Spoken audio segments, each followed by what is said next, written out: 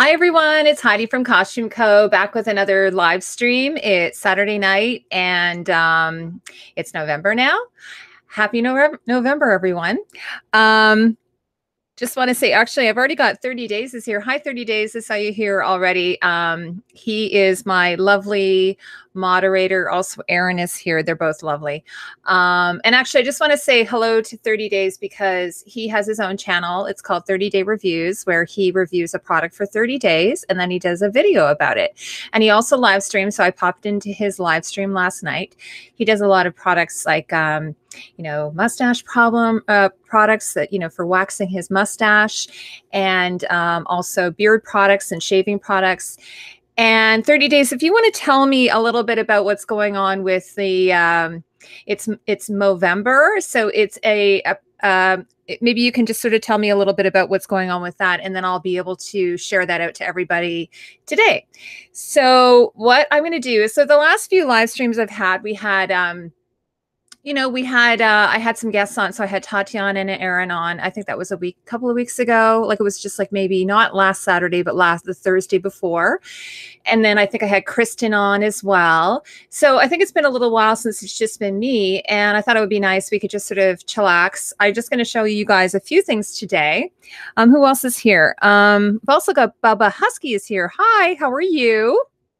So as people come into the chat, we'll just sort of say hello to them. Aaron says, I know, I'm so sad that Halloween is over. Yes. So how was everyone's Halloween? I had a little bit of a crazy Halloween. As some of you know, I have 2 kids.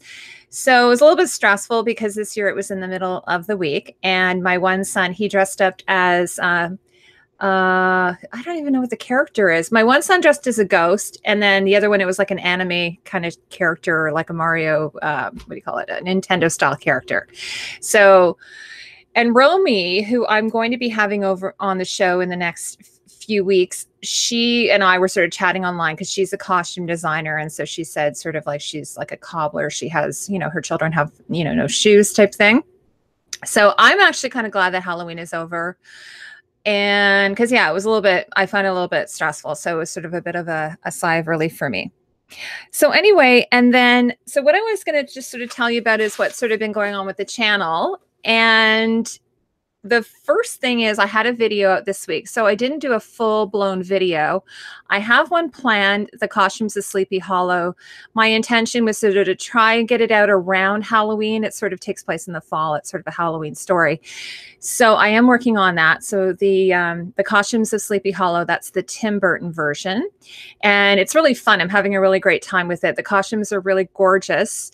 The costume designer is Colleen Atwood, and she's done a ton of stuff. Like you guys will have seen her costumes like in a myriad of shows. So, but what I did release this week was a project called an interview I did with a company called The Devil's Latex, and I met them at Fan Expo in the summer. So I actually had held back that video just to release it. And they do like prosthetic masks. They're really, really fun. So they do things like Pennywise. They do obviously Leatherface. Actually, we had an actual guy dressed up as Leatherface who was sort of in behind, if you guys did see the video. Yes, Mega Man. Thank you. Leland was dressed as Mega Man. And then, they also do stuff like they do zombies. So all kinds of Mike Myers, that type of thing. So really, really cool products. They're out of an area called Stony Creek, which is like a sort of a suburb in Toronto, out of Toronto. So that was a really fun thing to do. Next, so I just sort of briefly mentioned Romy. So Romy, her name is Romy McCloskey. She's a costume designer. She also does custom work. So I'm going to have her on next Saturday. I've been sort of trying to get her on. She's been in the chat a few times. She is so super knowledgeable. So I'm really excited to have her. We finally worked out a date. So she's going to be on next Saturday. And I'll be able to show you guys a bunch of her work. So her stuff's just incredible. When I first saw her stuff, I was like, oh my gosh. And she's actually had some press because she made this one costume out of butterflies just to raise awareness about monarch butterflies. So she got quite a bit of press from that. So she might tell us a little bit about that. And her company is called Fadden Design Studios. So really looking forward to having her on. Also, I had this really great cosplayer. She's out of Winnipeg. Her name is Samus Node, and she actually was in the chat last week. And she's going to come on. She's done some really amazing cosplay. She did one from Lord of the Rings. She's done, I think, 2 or 3 from Game of Thrones. I haven't seen her full body of work. So she's actually working in the industry. She works in a theater out of Winnipeg, like a ballet theater, one of the top ones in the country, actually. So really excited to have her come on and share with us her work. So I haven't nailed down a date with her. That'll be sometime in November. Then next thing I haven't even talked to Erin about this. How are you doing, Erin, by the way? Is I just got this idea today. This is the type of stuff that happens to me, guys. You must think I'm crazy. So I belong to this group called Game of Thrones Costumes. But you know what the deal with that group is, and Romy can probably speak to that. She's not here right now, I don't think. But they do mostly cosplay. So it's basically people who go to the cons, they dress up or they create their costumes, and then they take pictures and they put them on this this Facebook group. But they also come on to try and find out, like, you know, where you buy things and so on. And so there are artisans who will create stuff as well. And then also, like Romy, she does a group that sort of tries to match up people who do custom work with people who want to buy custom work. So I was sort of feeling like I didn't really fit into that one group, like because I wanted to kind of get more into the analysis of the costumes, what's the meaning behind the costumes. So besides the, you know, obviously they're, you know, they're beautiful and the techniques that go into building them and making them, I also wanted to explore, you know, the historical aspects behind them. I wanted to explore, you know, the cultural aspects behind them, the cultures of the people, the regions of Game of Thrones, and also, of course, symbolism in the costumes and the storytelling that comes from the costumes about the characters and what it means. And what made me think about it, this is one of those I'm in the shower thinking about this type of things, guys, is one of the things that's really fun for me when I'm doing my videos, and it doesn't even have to be Game of Thrones, it can be any of them, it could be Westworld, it could be Outlander, is that I always get these really amazing people who comment and have come up with these like brilliant ideas. Sometimes I'm like, whoa, I never even thought of that. That is so amazing. Like they come up with their own analysis. They might have done like what I've done, like they've been reading articles or interviews, or they're just closely following it, or they're just doing what I'm doing and like taking pictures and zooming in and looking at them. So I thought that it would be really fun to have a space where people could come in and just sort of talk about what they think about Game of Thrones. And part of the reason why I thought about it just this weekend is because Entertainment Weekly released a new magazine cover and then a subsequent issue that came out on Friday. And Erin and I were both trying to get it. We were both trying to, you know, pick it up. You know, they didn't have it in either of the stores I went to. It might be because I'm in Canada. It might not be available yet. They still had the last issue on the stands. So I was sort of thinking about this. You know, there were all these people on Twitter saying, "Oh, what do you think about what's going on with the costume?" And I was like, "Oh, wouldn't it be fun if we had an actual space we could actually just kind of get together, and it wouldn't be just me. It would be what anybody who would want to post ideas." You know, share theories. It could be even like tinfoil hat theories, which I thought would be really, really fun, as long as we're not getting into like season 8 spoilers, because I think that's always a drag. So, and actually, you know, Robert from Indie Geek and I have talked about this, just trying to keep it in the fandom, because we know a lot of people like to have this surprise when the new season comes out. So I try to stay away. I'm trying to stay away from the spoilers. It's going to be really, really hard this year. There's going to be so much going on, so many, so much speculation. People are probably going to, you know, I've seen one spoiler picture, which Asun has also seen. Her and I talked about that. So, and then Asun's here, by the way. Hi, Asun. So I've actually asked, well, Erin, I just went ahead and made you a moderator on there. You probably noticed I invited you and Tatiana, and then I've asked as soon as she would be a moderator, because she's just like a fabulous resource. Like, you know, when the cover came out, I sort of, you know, said some things, and her and I came, you know, we basically came to the same conclusions. So I just think it would be, you know, so for you guys, if you if I've asked you to be a moderator, I don't expect you, it's not a full-time job. It's just going to be really a fun thing. And you can put as little or as much time into it. I also asked Jen the Muse, if she would be a moderator. So I think it could be a really fun community.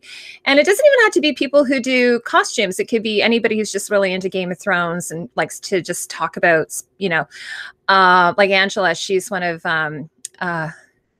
Vanessa Cole. She's actually with, I think it's Watchers on the Wall. And she is kind of more into fan theory, fan analysis, but she also kind of occasionally gets into the costumes, and she's also an amazing illustrator. So, you know, she likes to talk about costumes. So I think it'd be fun to have her in the group if she wanted to come in.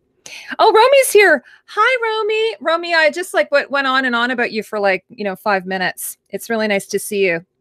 Yeah, and Asun as well. She does like these dolls, and you know, I have to have her on the show actually to talk about it, because she makes these dolls not just for Game of Thrones, but they are scale, and they're like these amazing reproductions of the characters from Game of Thrones. And it's like, I think she's part of this group called the Repaint Society. You can correct me if I'm wrong about that. DOSBox Mom says a 16-inch Dani doll in her fur coat sounds so cool, Asun. I have a 16-inch Tyler Wentworth doll with the right color hair for Dani costumes, but haven't made any yet. So, yeah, Asun is in the process, I believe, of trying to make Dani's white coat. Is that correct? Have I missed anybody? Leslie's here. Hi, Leslie. It's so nice to see you. Mystica Fairy is here. If I've missed any of you guys, I apologize. Okay. So yes, it's the Repaint Society, she said. So I don't know how many people are in your collective for that, but they just do this incredible work. So I told her, when I start making enough money on YouTube, I want to buy a doll, because they are worth a lot of money, but they're so stunning. Like seriously, like they're just, you know, they're just incredible. They're so stunning. And the amount of work that you must put into those it just must be a colossal amount of hours. I can't even imagine. Okay, so Romy, I don't know if you were here for this, but I mentioned that you were going to be coming on the show next week, so that'll be really, really fun. Next, what are we going to do? Oh, so I'm just wondering what's everyone's watching. So I've, you know, I love talking about the shows I'm watching. So because it was Halloween, they launched this new show called The Haunting of Hill House, and actually the guy who plays Dario Naharis is stars in it. And it was so good, like really amazing. So I don't know if anybody here has seen it. It's not typically a costume show. I mean, I wasn't watching it for that, but the costumes are really good. Like, because there's two timelines. So you've got, I think it's like the 1970s, and then you've got the modern day, and you've got like sort of the family in a series of flashbacks, and then you have them in the current time. And Carla, I think it's Guili, sorry. You would know her if you saw her. She wears these, like someone was commenting online about how stunning her dressing gowns are. She must have like a half dozen dressing gowns. They're just so beautiful from the 70s. So I have to maybe explore that a little bit, the costume. So I don't know if anyone's seen that. And then I also started watching, has anybody been watching The Bodyguard with Richard Madden from Game of Thrones? Has anyone seen that? Oh my gosh, it's so good. It's a British series. It's on Netflix. They're both on Netflix, by the way. Both really amazing. DOSBox Mom says, I've been collecting Barbie costume crochet patterns and thinking that if I use a larger hook and thicker yarn, I could probably make Tyler Wentworth size costumes without altering the pattern much. I know she's probably talking to Asun, because I would have no idea. Oh, Romy says, sorry, she missed that. Yeah, sorry, Romy, I was talking before you popped into the stream. Herman Bumps Mums here. Hi, Cindy. She says, sorry, I'm late. Oh, you're never late. I'm always happy to have you. So just a few things I was going to, you know, so I mentioned about the shows I'm watching. I had a request this week if I could do Mrs. Fisher's murder mysteries. And I probably mentioned this a couple of weeks ago that I'm on season 2. There's a feature film coming out. So I'm hoping to finish season 3, and then the movie will be out. And then I'd love to do a review of that. I think it's gonna be so much fun. It's a great show. I really love it. It's sort of like a guilty pleasure. I get to sort of just, you know, not think too deeply. and just let my mind kind of wander and just enjoy the you know, the visuals of the show. And it's just really fun. And there's this really fun little romance that's going on in it. So I've been enjoying that a lot. Okay, so the next thing I'm going to talk about is this Entertainment Weekly cover. So let me just show everybody what it looks like in case you haven't seen this. I'm just going to go here. Hold on a sec, guys. I'm just going to do something quickly. Hold on. I had to close a vent. There's a vent and it's blowing hot air and I'm like getting very warm. Okay, so if any of you haven't seen, this is the new Entertainment Weekly cover. The only thing is that so the cover is, you know, is just released and it's a new picture that we haven't seen yet. But unfortunately, the pictures on the inside are older ones. So this is the only new picture we're going to get at this point. I have a feeling Entertainment Weekly will do another issue at a later date, maybe after we get a teaser or trailer or something. So has anybody here not seen this? Oh, Goddess Estrola is here. Hello, Goddess Estrola. Is that how I say your name? Angel Over is here. Howdy, folks. I made it in spite of the D&D game night. Awesome. So I don't know if anyone hasn't seen this. So what I've done in sort of typical my fashion is, and Asun's seen all these pictures, I've just sort of blown them up just so you can have a better sort of idea of what's happening here. So, you know, it's funny because so one of my friends on Twitter, she shared these pictures with me.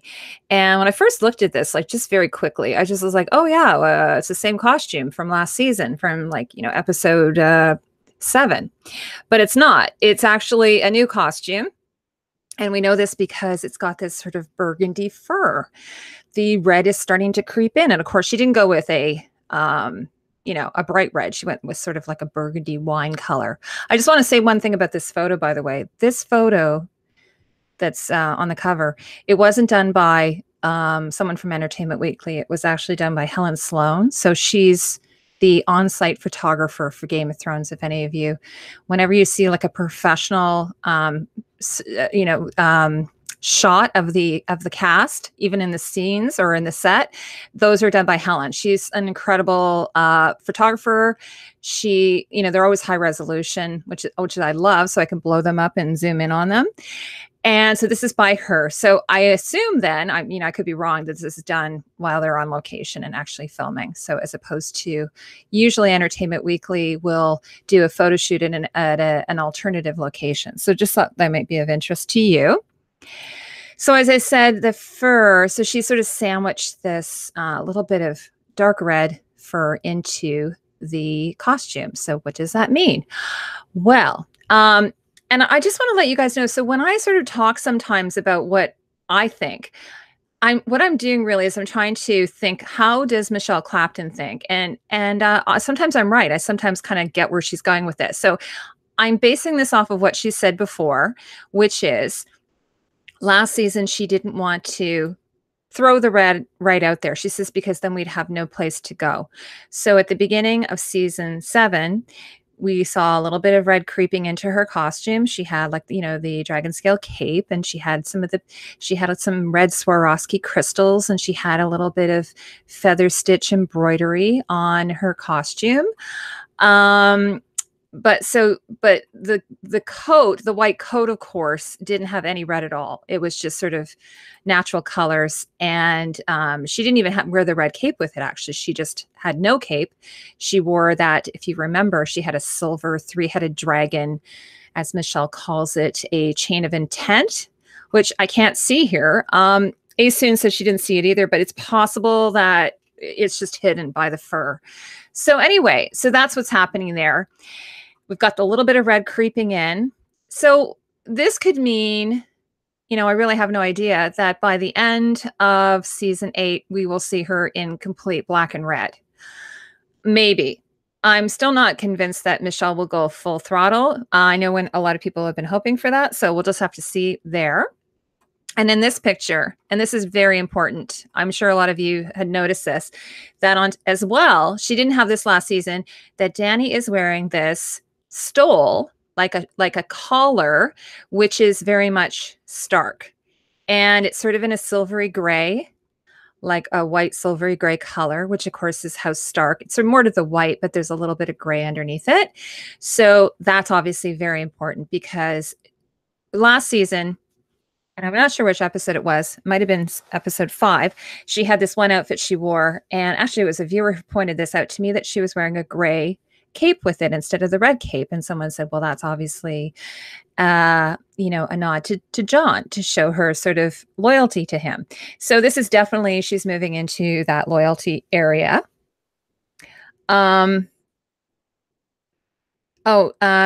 DOSBox Mom said, I saw your analysis of a season 8 episode 1 preview recently on another channel, but it didn't discuss the costumes at all. Oh, you must be talking to, I don't know who you're talking about. Aaron says, hi, Lucy. And welcome to the chat. You guys are just talking with each other. Oh, you do it, Seer. How you do it? It's Rigor. He says, hey, Heidi, it's amazing. I'm not grilling while you're live streaming. That's so nice. Lucy's Vintage Compendiums here. She says, hi. Recently discovered your channel and I'm hooked. Can't wait for the next GOT costume analysis. Oh, that's so lovely. Okay, so kind of talked about the red a bit. What is going on here? So, this is the other thing. So last season, Danny was wearing gray gloves, like a sort of like a really light gray. So as you can see here, she's wearing sort of a nice burgundy red gloves, again, moving toward the Targaryen red, although it's a deep dark red. And then peeking out every so much here is a silk. Looks like it's a silk cape. It doesn't have the dragon scale on it. It doesn't always wear the dragon scale, but so here you go. So what I think this is probably is some type of cape, and that's just John's hand on her. Asun had mentioned that we can't really see it too much here, but the back of the coat last season had sort of this dragon, where they like sort of dragon motif where they cut the fur in such a way, they razor cut it so that it kind of looked like the scales or the back of a dragon. So it looks like they've kind of gone that same way. We don't have a very good perspective of it here. As you can see, it's just a little smidgen. And I mentioned on Twitter that I love it. I don't know if this is going to happen, but I would love it if the lining of the coat was red. That would be so great. Like either red, like a low pile fur, or just a lining. I think that would be just splendid. I suspect that her boots and her pants are still going to be neutral. They usually are, like sort of like Michelle tends to, even if she's got her in a gorgeous stunning gown, the pants and the boots are always sort of neutral, sort of like to, sort of blend it out. Okay, so now to John. All right, so people have pointed this out to me. I don't know if everybody's seen this. There's a little bit of scale on John. Okay, this is a gambeson. So if anybody doesn't know what a gambeson is, it's the garment you wear underneath your armor. So what I had mentioned on Twitter is that I think this is a really interesting thing, because the fact that John is not wearing armor says a lot to me, because this costume is pretty much his costume. Like the cape, I know for certain is the same cape because it's got the same texture and it's lined with that same fur. And his stole, like his, pelt that he's wearing looks to be the same. And then if you look around his neck, he's wearing this leather piece, which is actually attaches to his gorget, which is that metal piece he normally wears around his neck when he's wearing his armor. And then he's normally wearing this coat of plates over top of the gambeson. So he's not wearing the coat of plates here. So that's sort of an interesting thing. What I suspect is that maybe it's just to show that he's got his guard down a bit. But, which of course, as soon as you have your guard down, that means something's going to happen. That's my thought. And from the Entertainment Weekly article, we know that Danny starts in Winterfell in the first episode. So I think she's probably wearing this in the first episode, which would make sense to me. Someone had asked, is this what she'd be wearing if they were getting married? And I said, I don't think so. I would like to think that she'll have some type of surprise and keep that back for us as viewers to have as like a nice treat. So, but what people were pointing out to me is this scale. If you look on the left side of the picture, there's a sort of like dragon scale type detail. So people were saying, oh, is that his sort of Targaryen? And I suspect that that actually is just to show that he's tied to Danny, not necessarily that he is, has knowledge of his Targaryen roots. So, and that's actually attached right onto the gambeson. At first I thought it might have been a belt, but I think it's part of his costume. And what's interesting is that I thought about this the other day, is that I don't know that he didn't have this last season. It's possible he did have this last season. Michelle Clapton, the costume designer, she's very sneaky. She oftentimes will incorporate little bits, little sort of hints into the costumes, little bits of what do you call it? Symbolism into the costumes. And she'll do it in a very sneaky way. So it's possible, because he had his armor on, we didn't see it, that this has been there all along, which would be, very cool. So what I'm going to do at some point is just go back and look through the photos I have and just sort of scan them and see if I can come up with something. So anyway, is that all I have? Yeah. Oh, and yeah, so this is a close up here of the neck. So that thing around his neck, that's actually what the gorget, the metal piece, the one that has the 2 direwolves on it, that's actually what that's attached to. And so this garment he's wearing, it goes over your head and then it laces up with the grommets, as you can see there. And then normally you would put the coat of plates over top of that. And then that would just be an additional layer of protection. But he's not wearing that. So I thought that was very interesting. So I'm just going to come back to the camera. Hi guys, see what you're because I wanted to read a couple of quotes to you. Yeah, and Asun says, John looks more like Ned than ever in this picture. Doesn't he, though? They've really done his hair like him. Actually, let me just go back to that for a second. Go back to his hair. Yeah, he really does. I have some sketches that my friend Patrick has done for my new book. So Romy says, reminds me of the trim on Oberyn's gold coat. Yes, that was kind of like almost like a mermaid type thing. And also I noticed, actually, I don't know if you noticed this, Romy, but Varys had it as well. And Michelle likes to use the same thing. So, but I feel like this is something she did unintentionally. I don't know. You guys can let me know what you think. What's Aaron saying? Emma have to go and not steal the costumes from set. Yeah, absolutely. 30 days says, I don't think you'd get very far. Never doubt my skill. 30 days. Asen says, John. Oh, shit, I said that. Last time a Stark doped their guard, the Red Wedding happened. His heart is exposed. Yes, that I know. It's so true. Just, oh my God, it kills me almost, to see that.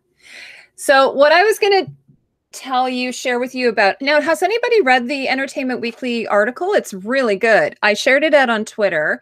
If you go online, Entertainment Weekly, they've just put it up online, so you don't even have to buy the magazine. So if you put Entertainment Weekly, Game of Thrones, it'll pretty much come up right away, and I highly encourage you to read it.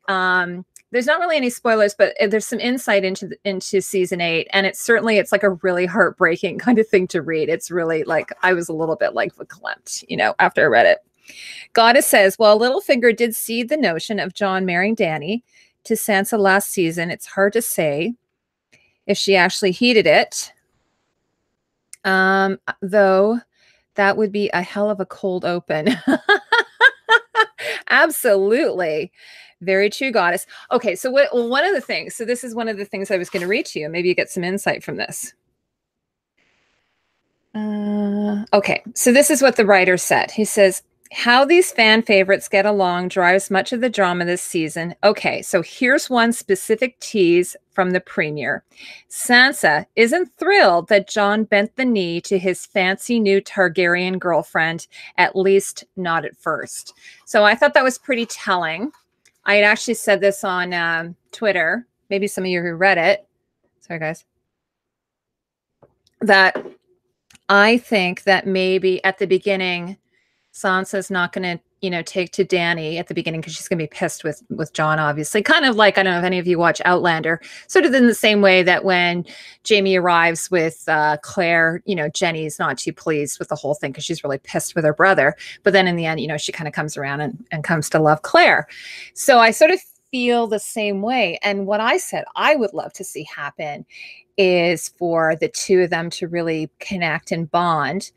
And, because Sansa's never really had anybody like a girly sister. And of course, her mother is gone. So it'd be nice if she had somebody like that who, you know, they both love clothes and they're both into boys and stuff like that and girly things. And that since Sansa's such a capable seamstress, I thought it would be so great if they did get married in Winterfell. I thought it would be suitable if Sansa was to make her gown. So that is something I'm hoping we might lean into. We'll have to see. But let me know what you think about that idea. So the other thing I was going to read to you, and I think these are two important things in terms of my mind, because one of the things that happens is each season, each character gets about 2 to 3 costumes each. And so I'm always like, okay, this is costume number 1, this is costume number 2, costume number 3. And part of the reason is because obviously Game of Thrones has to budget the show. And when they were first starting the show, they didn't have a lot of money at the beginning, but because, you know, the show has done so well, HBO has been more likely to give production what they wanted. And this season, because it's only 6 episodes, they'd originally wanted to do like 3 sort of movies, have it like released in a theater. And then I think HBO kiboshed that whole idea. So, but apparently they gave them like bucket loads of money. So this is what David Weiss said. He's one of the showrunners. So he said, regarding HBO, they put their money where their mouths are, literally stuffed their mouth full of $1 million bills, which don't exist anymore. So there is a lot of money that has gone into this production. I mean, obviously, a lot of it will go into CG, like things like Ghost and the battles and so on. But from what Amelia Clark says, it sounds like it's not just that, it's going to be everything. Because what she says is, Amelia Clark, who plays Dany, she says, camera checks take longer, costumes are a bit better, hair and makeup a bit sharper, every choice, every conversation, every attitude has this air of, this is it. So they're sort of like, they've just sort of are going for it and have just upped the production value ante. This is what I'm getting from the article. You guys can tell me what you think. So I think we're expecting to see kind of like a Lawrence of Arabia. I'm using that might be a bad example. Lord of the Rings type quality that we've never seen like ever in television. So I don't know how much each episode is costing. I think I saw it. It was some a ridiculous amount of money, like that's never been done before. So I'm expecting that this could mean that either they're going to have more costumes, or the costumes they have are going to be worth like way more and have way more work put into them. Maybe the minor characters won't as much, but the main characters for certain will. So that's my sort of like ideas there, guys. So let's see what you guys are saying about all this. AU's here. Hey, Emule. Never apologize for drinking. Are you talking about me? My sewing machine broke just as I started on my dress. Aw, I'm sorry to hear that. Actually, it's funny because I put red in my sewing machine because I was working on my son's costume this week. So I thought it kind of worked nicely. It ties into my background and it matches my blouse. So Arya's quality stitches coming up. Arya's not a very good seamstress.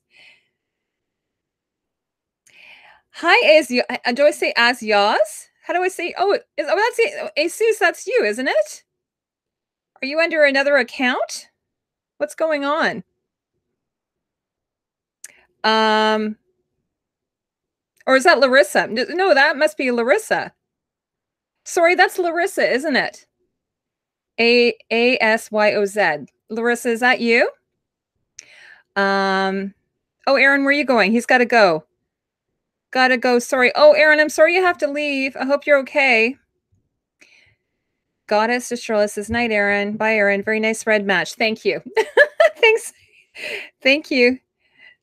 Yeah, she's saying, no, it's not me. No, sorry. You know, I've confused you guys. Ace and I've confused you. Asyoz is Larissa. I'm almost positive.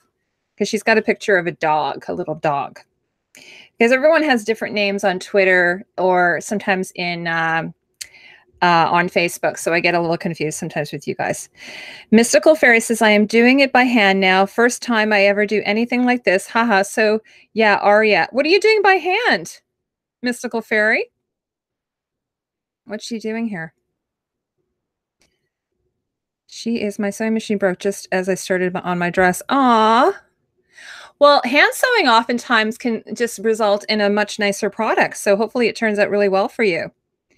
Doss Box Mom says, I remember Lawrence of Arabia and I own the DVD. Quite a variety of men's costumes in that movie, both the Arabs and the Brits. Yes. So Larissa said, she says, ASYOZ is the last 3 letters of my name backward, and Oz because I'm in Australia. Oh, there you go. Okay, that makes sense. Oh, 30 days. Okay, so my one son was a ghost, but he had like these red eyes, like kind of like glowing red eyes. And then my other son was, Jack just put it up here. What was he again? He was, what were you? He was Mega Man. Does anybody know what that is? It's a blue guy with a blaster. So I got pictures of them on Halloween. I'd kind of had it with them actually by the end of the night, and my husband ended up taking them out trick-or-treating because I was kind of done. And I got like a nice hour to myself of quiet. So did I have any other quotes to read for you? No? Okay.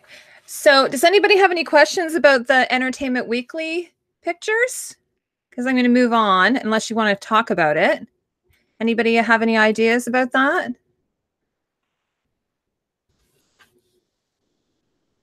Oh, Angel Over says, I used to watch the Mega Man cartoon back in the day. Yeah, my son's really into vintage games right now. So he's really into that. So he's been buying them online. He has his own YouTube channel.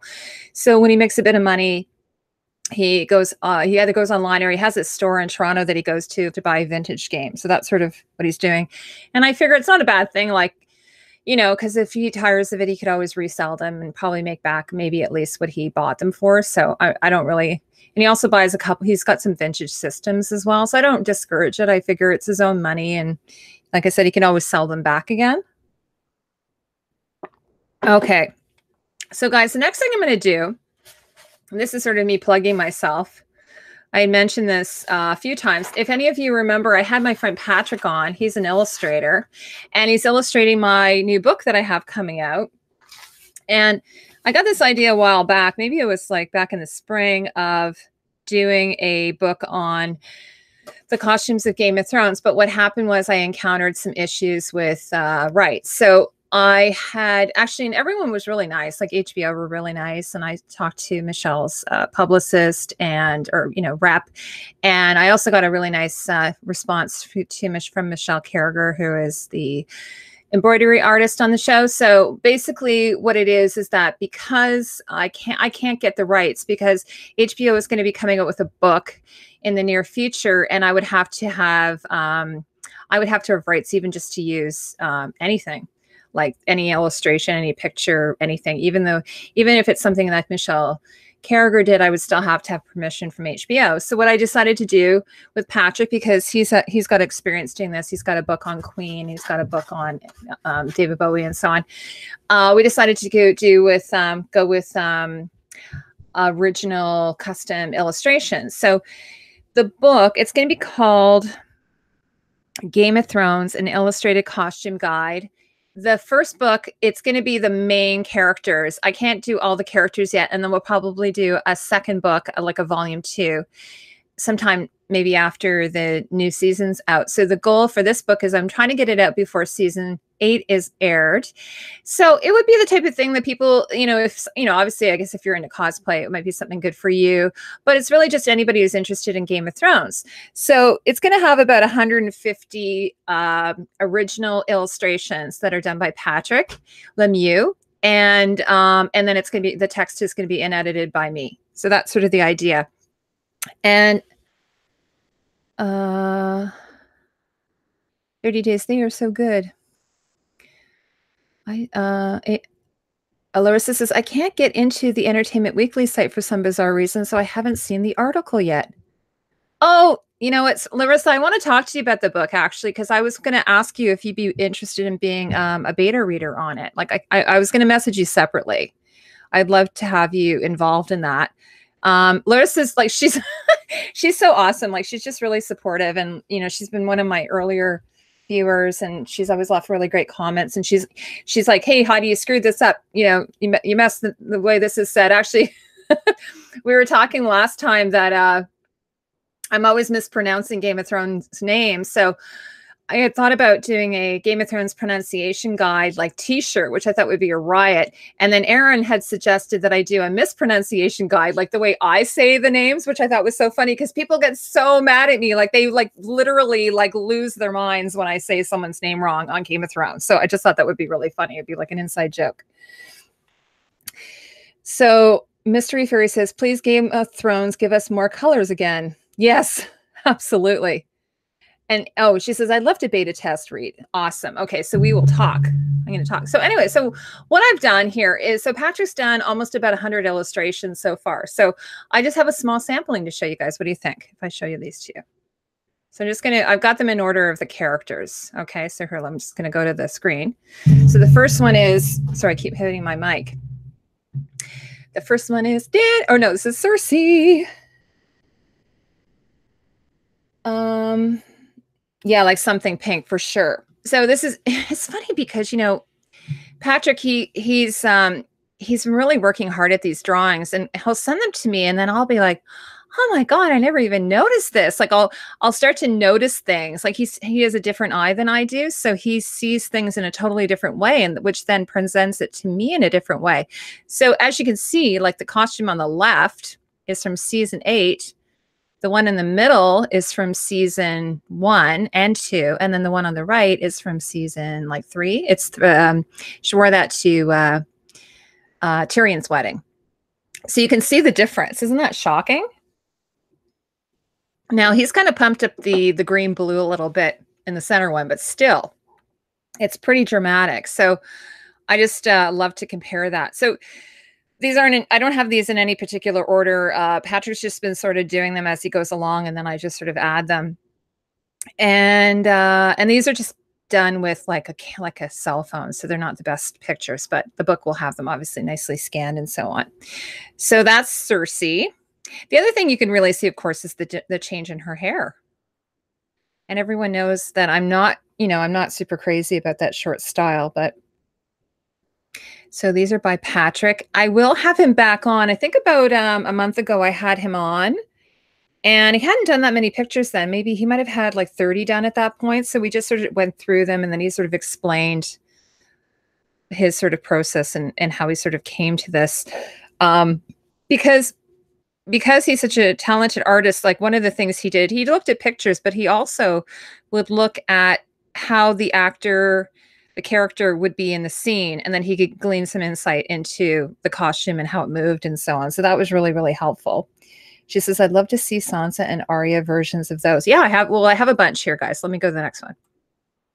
So here's Arya.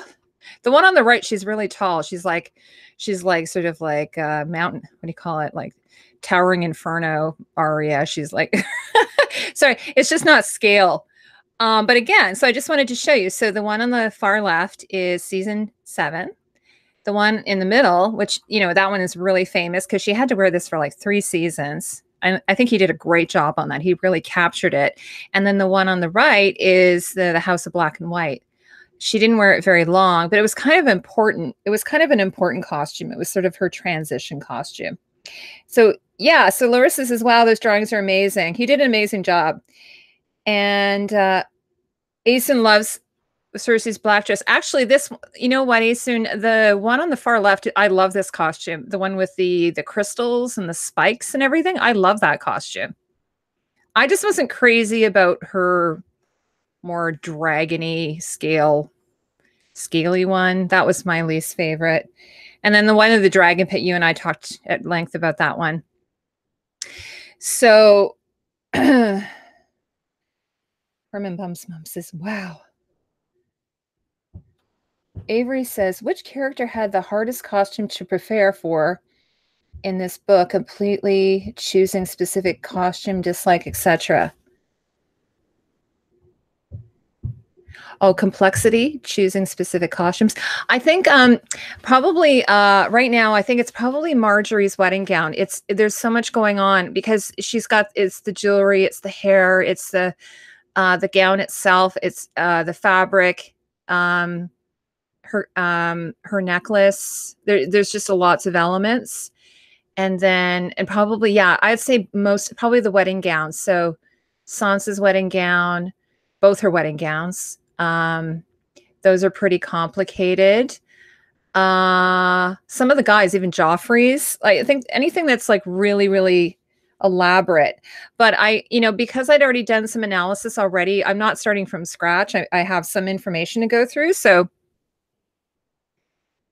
yeah, Asun says, me too. I was thinking back and forth about doing this on the illustration and the one I finally chose to do. Is that the one that you're doing then? You're going to do this one? The one on the left of Cersei? Oh, Angel Over says, I guess I didn't notice how much Marjorie influenced Cersei. Do you think so? I never got that. You think that, do you mean like it costume-wise? Okay, so let me move on here. I was going to tell you the one on the right is that sort of was shortlisted on our top 20 best women's costumes. It was actually Tatiana's one of her favorites. And last Thursday, not this past Thursday, but the Thursday before, when I had her and Aaron on, we went through Tatiana's top 50 favorite costumes. So that was on the list, and the one in the black as well. Those were both on the list. And the one in the black, I would say the one in the black for sure would be on my top 50. Okay, so then we did Arya. So next, okay, so I haven't actually done, I don't know what you guys think of Catelyn Stark. I always call her Caitlin, and I get in trouble for that. It's Catelyn Stark. So I've never really been a big fan of hers per se. Her costumes, I think they're nice. I've never been super crazy about them. The one on the left, Patrick sort of illustrated it very dark. So depending on the light, I've seen even they bumped up the filters that it looks almost like a marine blue. It's kind of a gray. I think it's sort of a dove gray or something with this motif on it. And then the one on the far right is that's her cloak that she wears at Winterfell. It's sort of like a burned out silk type thing. And then the one in the middle, I think that's like season 3.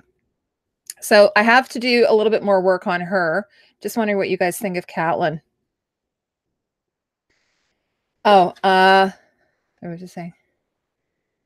Angel Lover says the black Cersei dress makes me think of newer how do you say that? I'm not sure. Is it Balenciaga? Cersei's hips on the black costume are really reminiscent of the hip armor of Sansa's wedding dress. Yes, I totally agree.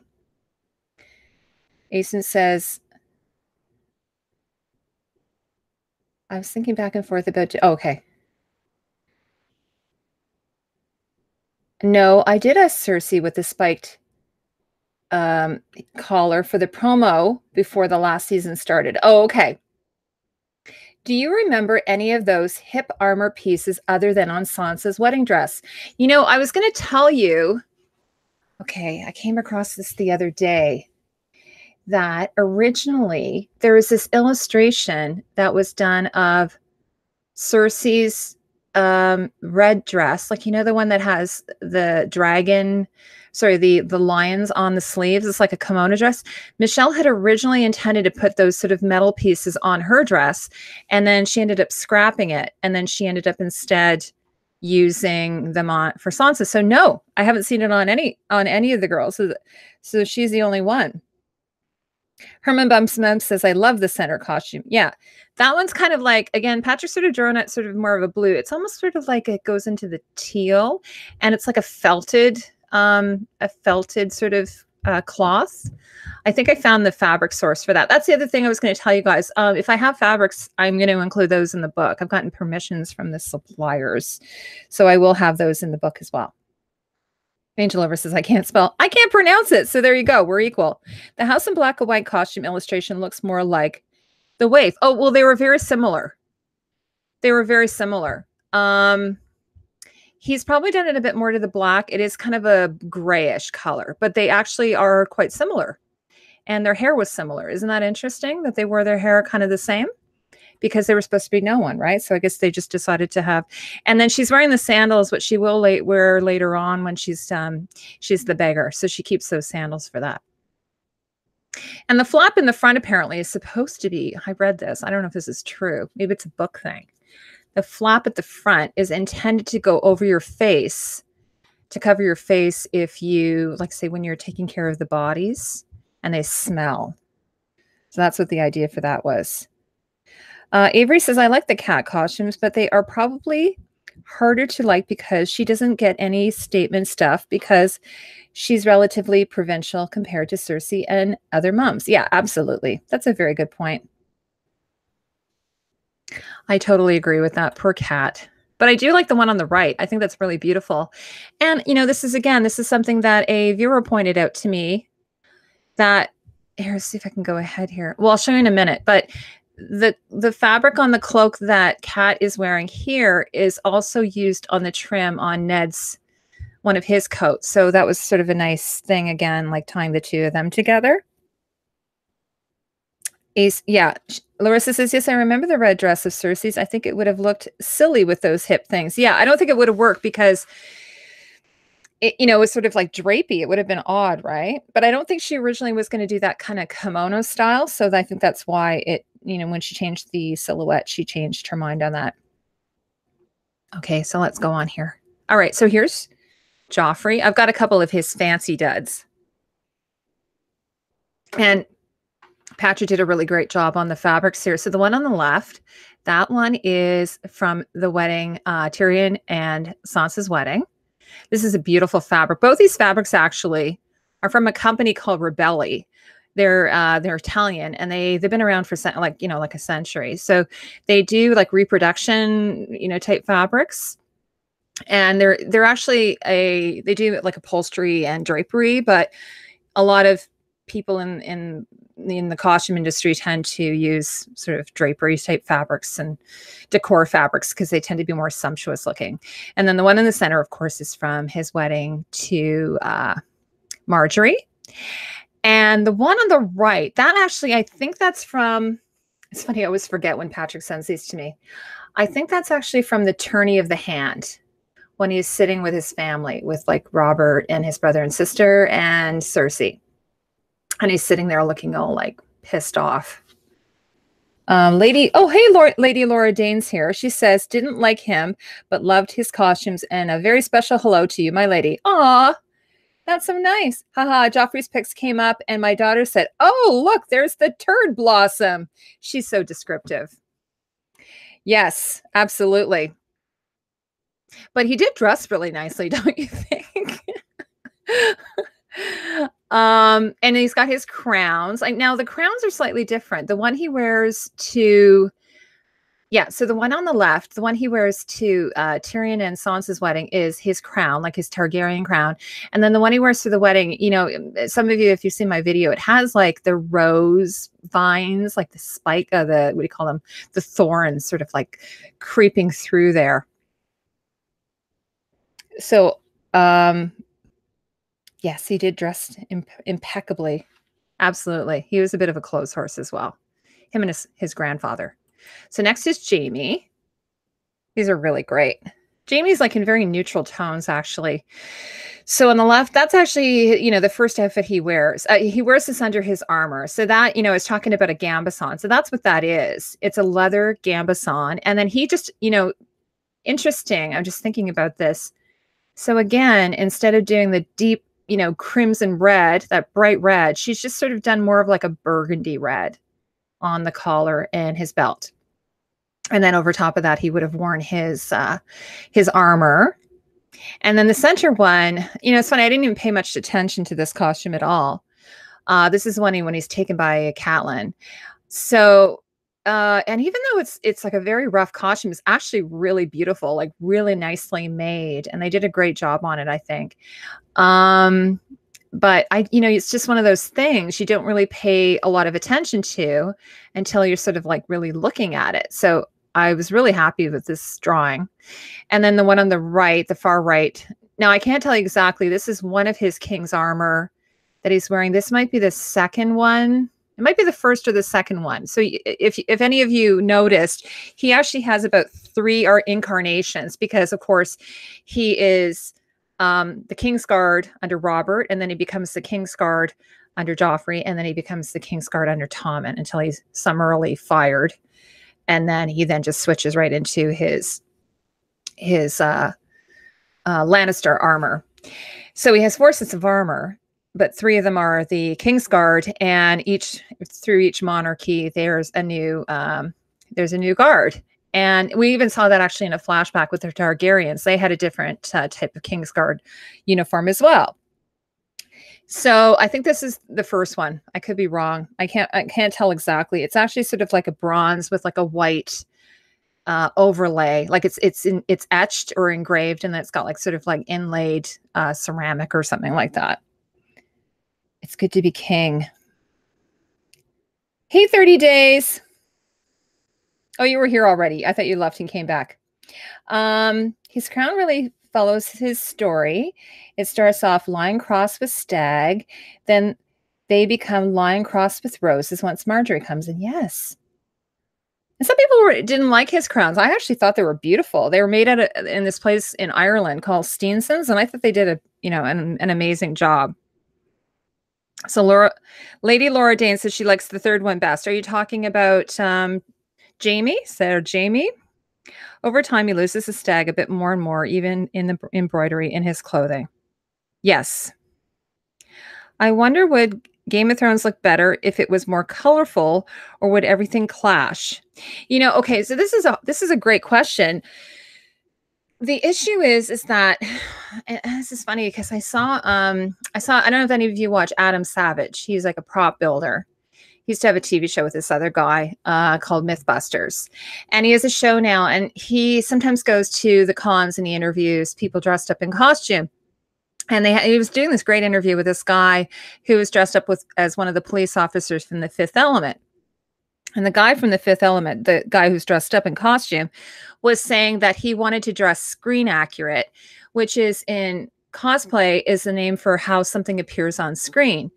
So now what's interesting is that how something appears on screen is often different than how it looks in reality. So let's say if you go to see an exhibit on the costumes of Game of Thrones, or you look at pictures that are taken in a studio under normal lighting, you're going to find that they're going to look completely different.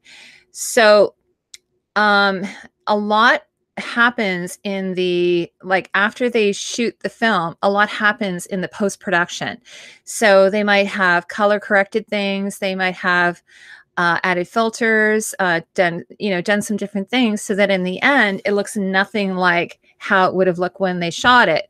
So it's a real challenge for a costume designer. So you could have something really, really saturated and bright, but by the time they're done with it, it's not going to look like that. And I think for Game of Thrones, or we know this, I shouldn't say I think, we know this, that in season 1, before there was war, and before the War for the Dawn, everything was much brighter and happy and sunnier. But as the seasons have gone on, like through season 7, everything has become much, much darker. And even Michelle Clapton says it's a shutting down of color because of the seriousness of the situation. And I suspect it'll probably be a little bit like Lord of the Rings, that everything will get so dark, but then at the very end, when there's obviously a resolution, it won't be a happy thing for everybody in the show. Obviously, some people are probably going to die, but whoever is left standing, it'll probably be, the world isn't ending. So I think that a lot of light will probably come back maybe in the very last episode, kind of like how they did it in Lord of the Rings. So that's what I'm suspecting. But I think if we're expecting to see any brighter colors, I think that's sort of done. That's over. You guys can tell me what you think. Can't wait for you to talk about that show.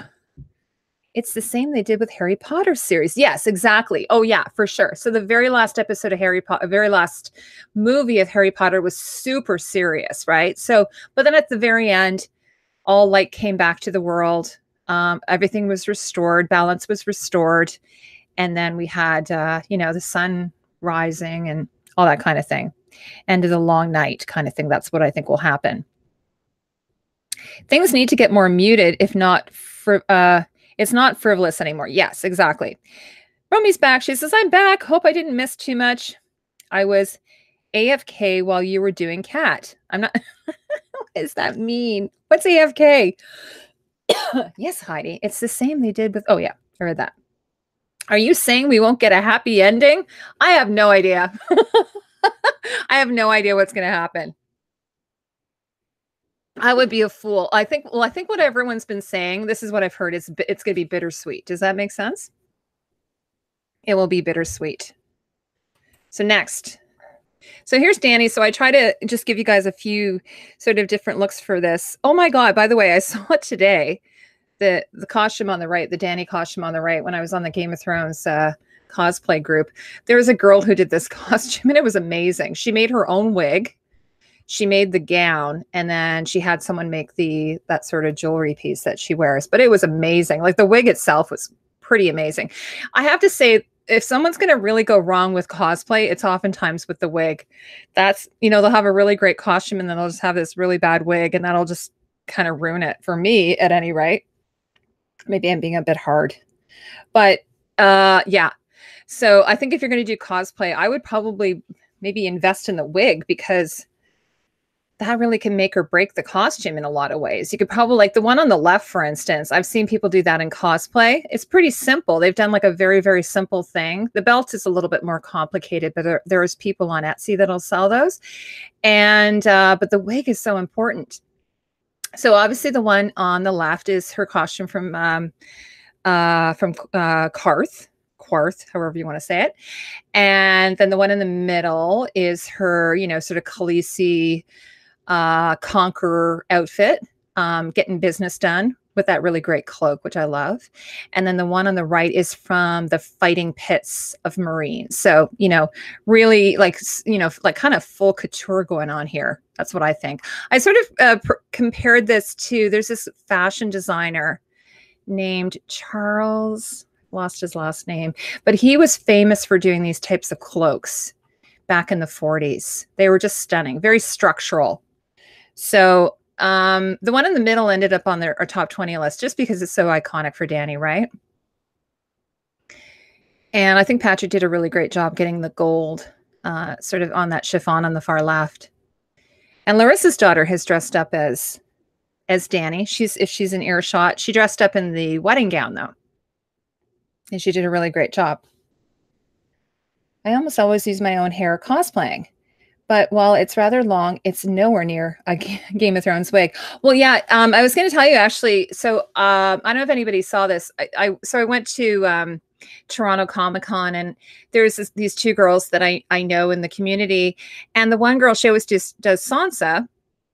And she has sort of just naturally red hair, so it's great. And then what she does is she'll usually add in a fall, like her hair piece, but she'll use her own hair, and it just makes it look a lot more realistic. And obviously, that's not a choice for a lot of people. Like if you're doing Danny, I mean, not that many people are going to have sort of platinum white hair, right? But yeah, like we had one of the cosplayers I had on like a month ago. She was talking about this one company she uses, and their wigs are really great. And it's a bit of an investment, but it really makes the costume. It really does. So that's my sort of little bit of advice there. She's in earshot. Tell her I say, oh yes, Charles James. Thank you so much. Aistin always knows what I'm talking about. She can read my mind. Charles James. Yes, his stuff is stunning. And if you saw some of his stuff, you would know it. Like you probably would recognize it because it's amazing. And a lot of costume design, or a lot of fashion designers, I should say, like they sort of they do a callback to him. They do a sort of a tribute to him in some way, even if they don't know it or not. But he's sort of the one who came up with that sort of style. So next, well, in the book, Danny's hair is supposed to be silver, like metallic almost. Yes.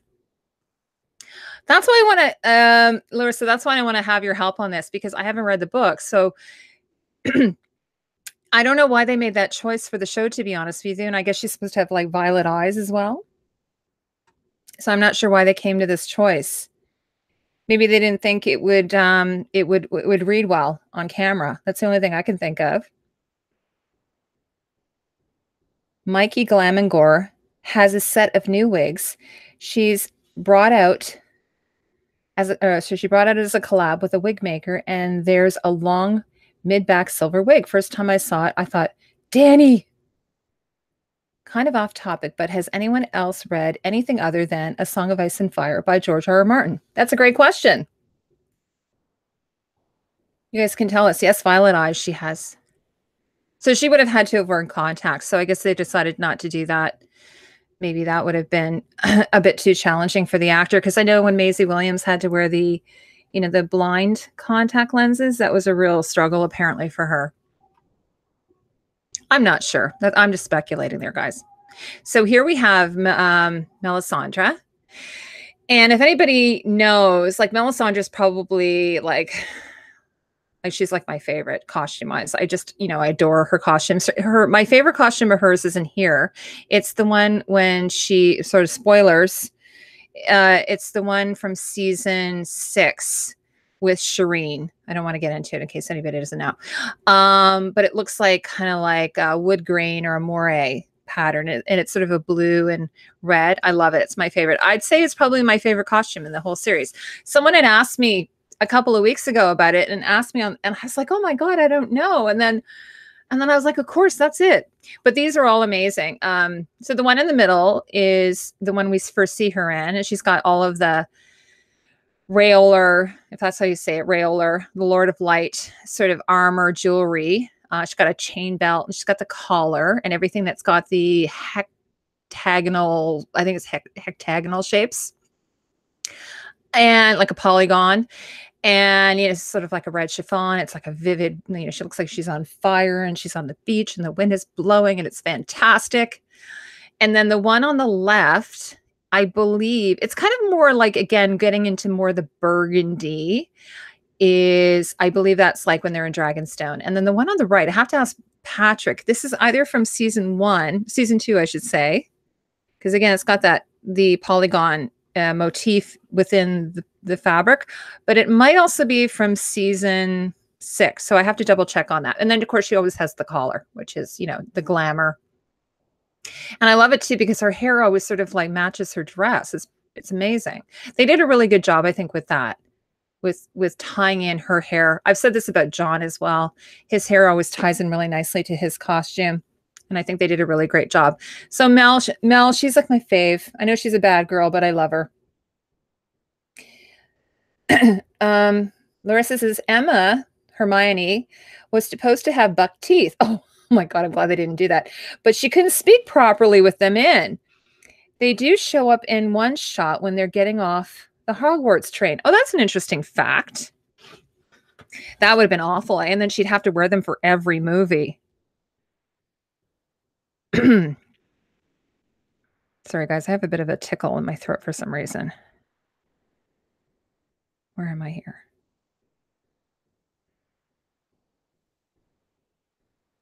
Okay, I've lost my stream here. Okay, so next, what do we got here is Marjorie. It's funny, when I pulled Marjorie's costume, I thought a lot of people would have really loved her costume on the left, which is the first thing we see her in. But it didn't pull that well, surprising. But the one on the left is actually Tatiana's, one of her favorite Marjorie costumes. She loves that one. And I think it's a really great costume. It's a solid costume.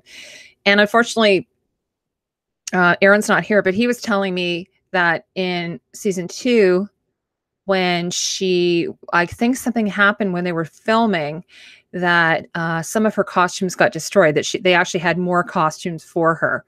So when we see her, she's wearing this one. She's wearing like the funnel dress, the one that I call the funnel dress. And she has one other one, which is very, very minor. Like it's not really even that great of a costume. I was kind of surprised, but then that's kind of it until she arrives in King's Landing. And that's when we start to see her sort of in more, sort of stunning kinds of costumes. So here, I'm going to try and see if I can get back to the stream here, guys. Sorry.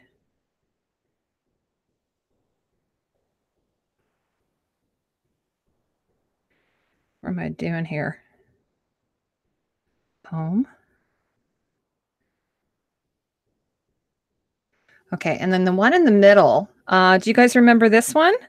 The one in the middle is, this is when I think it's when Loris is on trial. And it's kind of like, it's sort of this is after she's married to Tommen. And Michelle would say that she doesn't really have to prove anything anymore.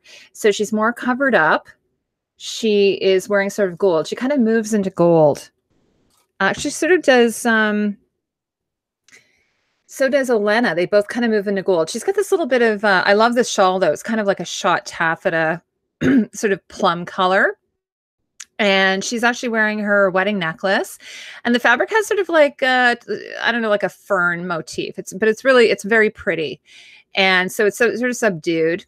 And then the one on the right is her sort of morning outfit. And it's interesting because she wears this, and she wears it on the stairs of the, what do you call it? The Baylor, guys, you can tell me what it's called, for Tywin's funeral. And that's when she's wearing the shawl. And then she also wears it. She wears it in the garden scene. She wears it, I think, at Tommen's coronation. And yeah, it's not the one she's wearing when she's trying to seduce Tommen. So it's just sort of a bit different there. So yeah, she wears it for a few. So the fabric of the bodice on the right is again from that place I was telling you, Ribelli, which is this Italian fabric manufacturer. Their stuff is just stunning. Like if you guys see it, I have tweeted it out and try to share it out because you know, looking at it here, it doesn't really do it justice. So when you have a look at it close up, it's just stunning. And their stuff is quite expensive, but if you know, like if you're doing a cosplay or you just need a little bit, you don't really need much of the fabric to make the bodice. It's kind of like a little vest, right? So here I'm back in the chat here again, guys. Sorry. You did see my comment about Daniel Radcliffe's contacts, green eyes. Oh, sorry. No, I didn't see it. So was he wearing contacts? Goddess has just had a funny realization. Dany and Sansa have something in common. Both have had 2 previous marriages that were largely political. Only difference is one of Sansa's husbands survived the marriage. Yeah. And I think that there's this girl online who does these parallels between historical figures, you know, because Game of Thrones is loosely based on the Wars of the Roses and the 1,000 Years War, 100 Years War, sorry. And so she sometimes has aligned like certain characters up with actual historical figures who have in history. So I think that, you know, this is sort of the thing, like in the medieval period or even the Renaissance period, that oftentimes women would have been used as pawns for political reasons. So yeah, it's sort of interesting. So I can't remember. Yeah. So how do you pronounce that? Railor. Royal. It's pronounced Rollor, I believe. Rollor. Rollor. Okay. I'm going to work on that. Then I'll have to go on my mispronunciation guide. Ooh, do you have a Facebook page with your dolls, Soon? Do you? Oh, yes, she says, yes. Search for Koozie Creations. There she is. The one on the left is the tourney dress. Yeah, in the Stormlancer, right, Angel Over? You're talking about when Brienne and is fighting, right? When she's with the other Baratheon? They could digitally recolor her eyes. Yes, that is actually a consideration, definitely. And it might have been, again, you know, at the beginning, they didn't have as much money. So that would have meant that would have upped their post-production. I don't know. There's lots of reasons, I guess, why they make these choices. Agreed. The burrito is horrific. Okay. So she says, repeat of the contacts comment. I might also be because she can't wear contacts. Oh, yeah, very good point. Like Daniel Radcliffe in Harry Potter, he was supposed to wear green contacts, but had a reaction to them. Oh, that's a very good point. Yeah, that makes a lot of sense. Dany has had a lot better luck in love department. One can only hope that Sansa gets a bit better deal this season. Absolutely.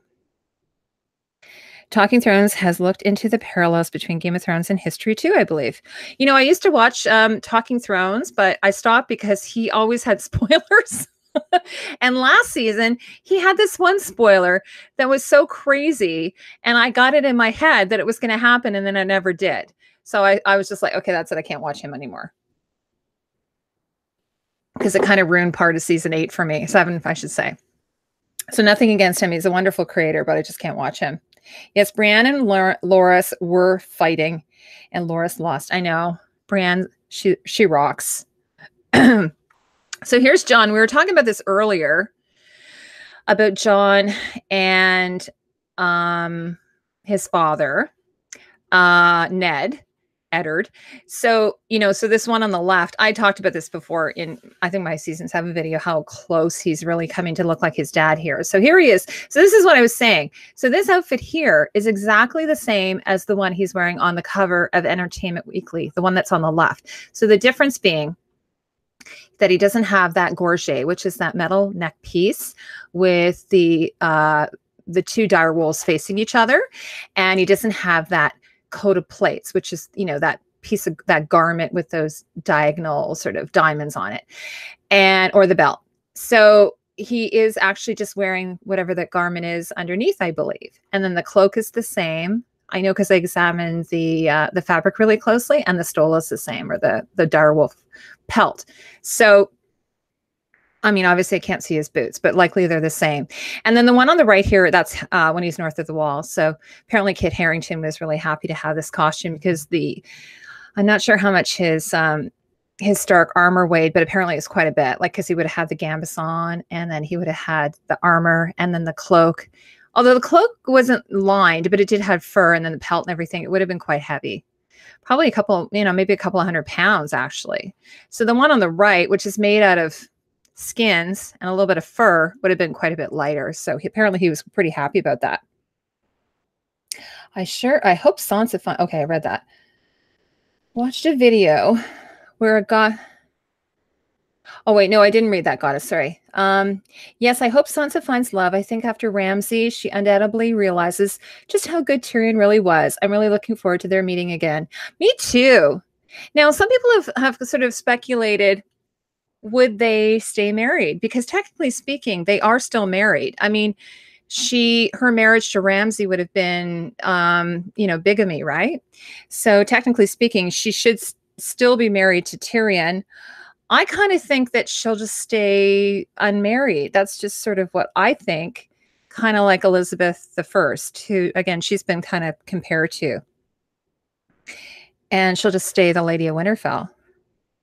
And then Asun says, I watched a video where a guy demonstrates how easy it is to retouch the eye color digitally. Most of the scenes are dark anyway, and it wouldn't be visible. Yeah, so I don't know. It would have been interesting just to be there at the very beginning to kind of be a fly on the wall, to hear all the discussions that would have gone on. Wish I had that cape right now to warm up a bit. I'm freezing. Oh, 30 days. 30 days lives in North Dakota, by the way. So is it cold there? 30D, come to Australia. That'll fix your cold problem. But they never consummated the marriage. Oh, that's true. That's true. They never did consummate the marriage. Yes, Sansa is technically still married to Tyrion. Metal armor north of the wall might have been a freezing problem. Would need padding and fur between it and the wearer's skin. Yeah. So I actually had a weapons expert on about a month ago, and we were talking about that very thing. Now, what John is wearing here is fine because it's actually the metal plates are sandwiched between leather. So it's and then they're riveted into place. So technically it should be fine, although leather could crack if it's really, really cold.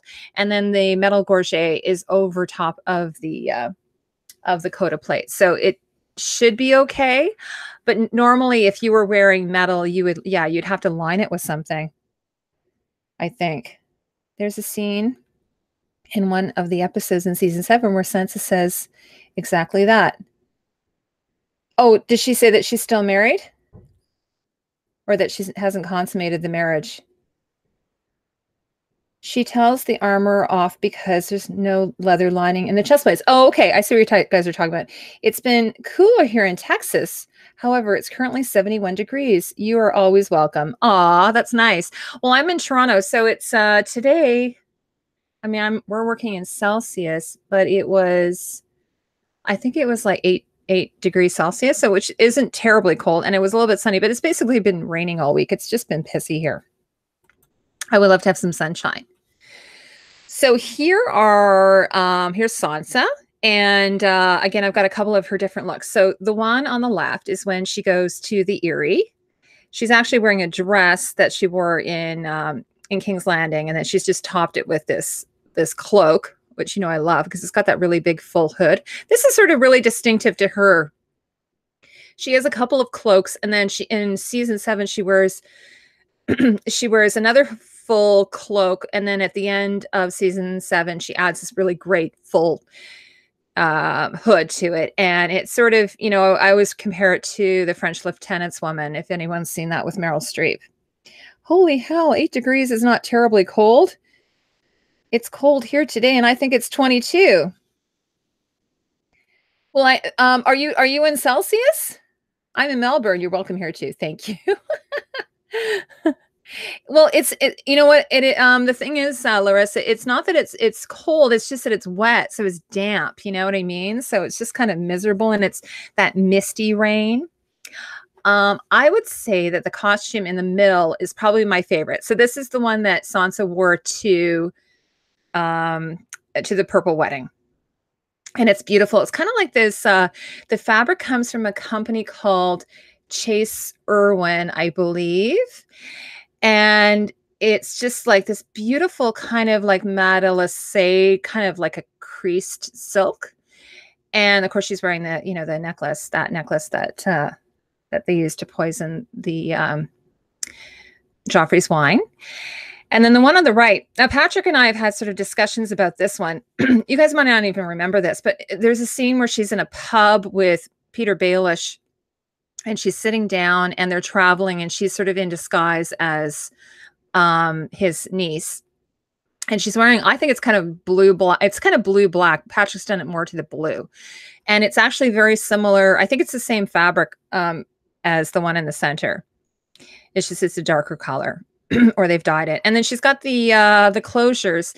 And I've talked about this before. It's interesting because when I first started doing the analysis of Sansa, I thought the closures were dragonflies, but they're actually sycamore seeds. In Canada, we would call them maple pods, but in England, they're called sycamore. So I think what they're supposed to be is the godswood, those trees there. That's supposed to be the symbolism there. Of course, on the right, she's got her hair different because she's dyed it. And then she's wearing that phi symbol. Some people have called it the phi symbol. Some people say it's like the moon door, shaped like the moon door in the Erie. So there's been different speculation. That's one of those symbol analysis things. Yeah, I was thinking that too. She's married to different guys in different churches.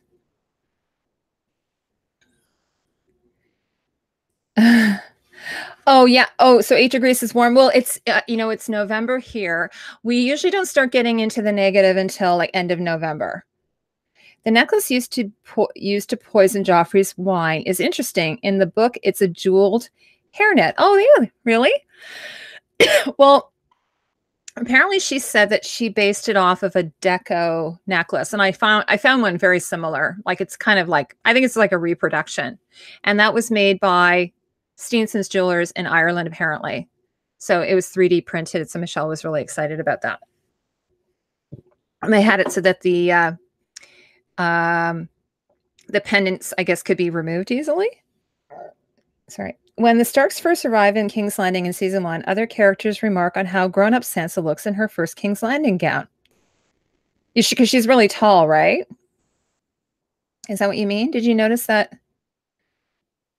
Did you notice that the necklace of Dark Sansa is the same Michelle Clapton also wears all the time? Yes. Yeah, I did.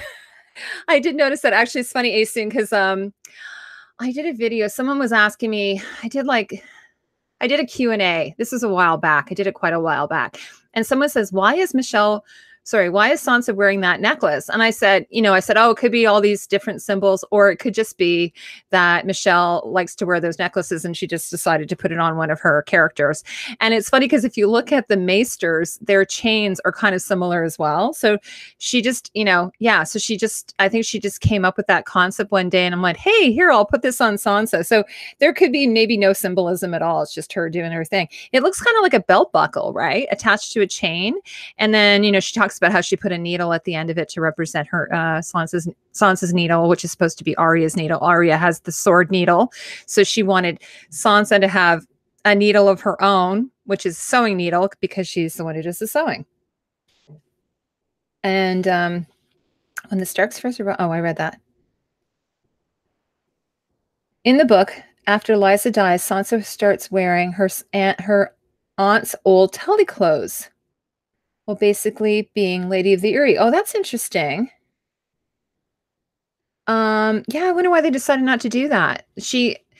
They do incorporate something into the story. They have her sitting on her bed making it, and Michelle explained that basically she's kind of gone around the castle and she's just sort of said, oh, can you give me some of these feathers? I need it. And they just sort of oblige her. And I don't know how she got the fabric. I'm assuming they would have had fabric somewhere. And she's just kind of created her own Dark Sansa costume. Yeah, it does look kind of out of place, I think, too. So then there's Ned. So here we were talking, where's John there? So there's John, like on the left, season 7. And then there's Ned in the center, season 1. So you can really see how close they are, right? It's pretty amazing. So the difference is that John's armor, his coat of plates are black, at least in season 7. They're actually brown in season 6, like during the Battle of the Bastards.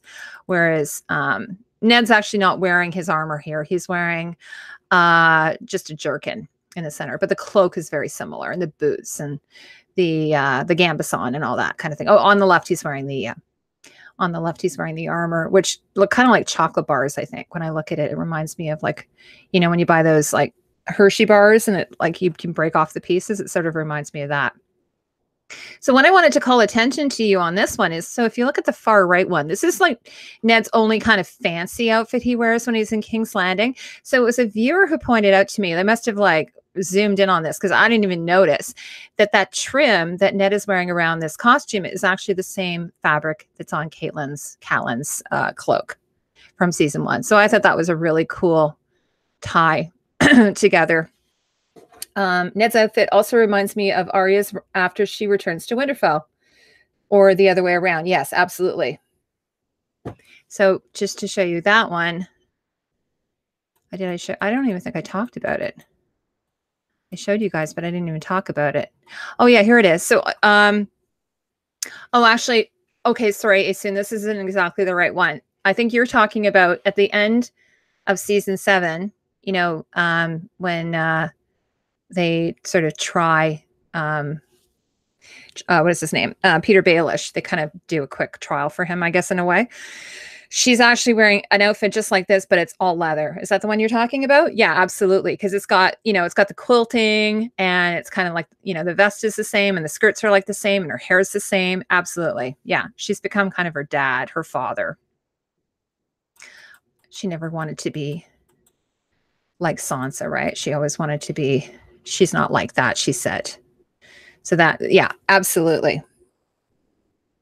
All right, guys. So now I have a few more left. So someone said to me, and I probably could agree with this, although I said to them they had the wrong season. So last year I did my top 10 favorite costumes of season 10. And she came back and said, Tywin, leather outfit number 1, leather outfit number 2, leather outfit number 3. And I said, well, I appreciate that, except that, he wasn't in season 7. But I think that we could probably say, easily, maybe with the exception of Joffrey, that Tywin's like the best dressed dude in Westeros. I don't know if any of you agree with that. He's a pretty great dressed man. He really cares about how he looks, right? He really cares about his appearance. Now, the only thing I wasn't super comfortable with, and I mean, there's been you haven't heard too much about it. There was some controversy about how much leather Game of Thrones was using. I sometimes find, and this is where, you know, I realize they're trying to tie Cersei to Tywin, is all the leather. It gets on my nerves after a while. The one in the center I really liked. It was like a cutwork leather that came from, I think it's called Delacio. It's an Italian leather maker, and they do this very fancy leather. They provide leathers to the film industry. They also do interiors as well. They're you know, their stuff's probably really pricey. So this is a pretty special garment. The one on the right is that's the one he was sort of, he does a smackdown on Joffrey. It's sort of a brocade. And then the one on the left, that is, I think it's Marjorie's wedding. He wears that. It's sort of asymmetrical. I forgot to mention this earlier, that you'll probably notice that at least with Loras and Tywin and Sir Jaime, that all their costumes, all their coats are sort of asymmetrical. It's sort of Japanese inspired. And then Tywin's aren't. Like, his are all symmetrical. So he's like the outlier of the men. And then they always have those sort of side panels. So that's sort of the signature Lannister silhouette that he, but anyways, and so this is one of the costumes, the one that's on the left.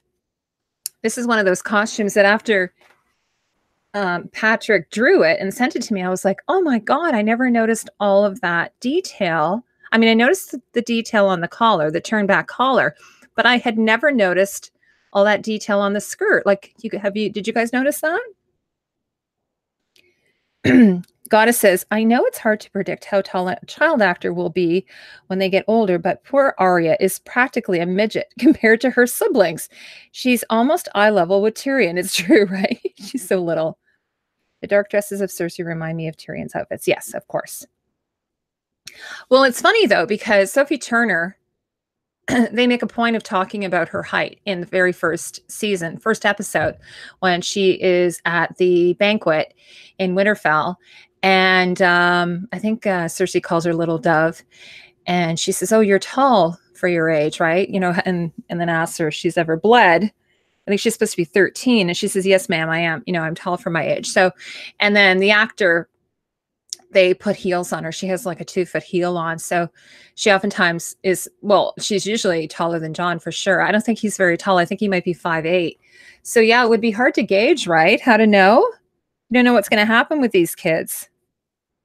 The actor who plays Bran's height change, the actor that plays Bran, height change kills me. Remember when his legs were dangling out of the wheelbarrow? He was being pushed around. I know, he's so tall now. I also have to sleep now. Good night, everyone. Night, Mystic Fairy. Hey, Heidi, sorry I'm so late. Hey, everyone. Hi, Pretty Dark. Kiddo B is here. Hi, Kiddo. So I didn't notice at all. So Pretty Dark, I'm just going through some of Patrick's drawings, and we're going to be finishing up shortly, but I'm glad you came. I'm by myself tonight, so I don't have anybody to fall back on. All right, so next is Tyrion.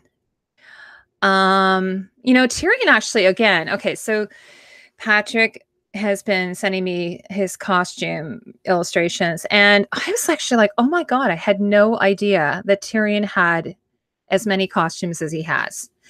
But he's got a huge arc, right? So he's got his King's Landing, his Lannister clothing. He's got like, and then he goes up to, he goes up north, he travels, and then he gets imprisoned and all that. And then he comes back to King's Landing and he's got his armor.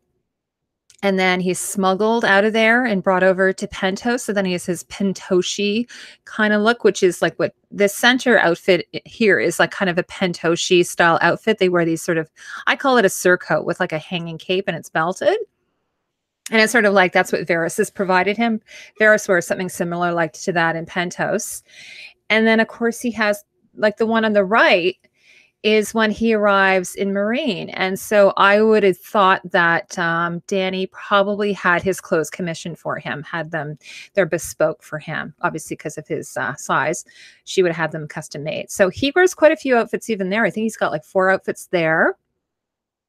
And then, of course, the one on the left is when they arrive back in at Dragonstone. So he has, I think, quite a few outfits there too, maybe 3 or 4, or it might be 5 actually. So he's got of all the cast, he probably has one of the largest wardrobes for the men.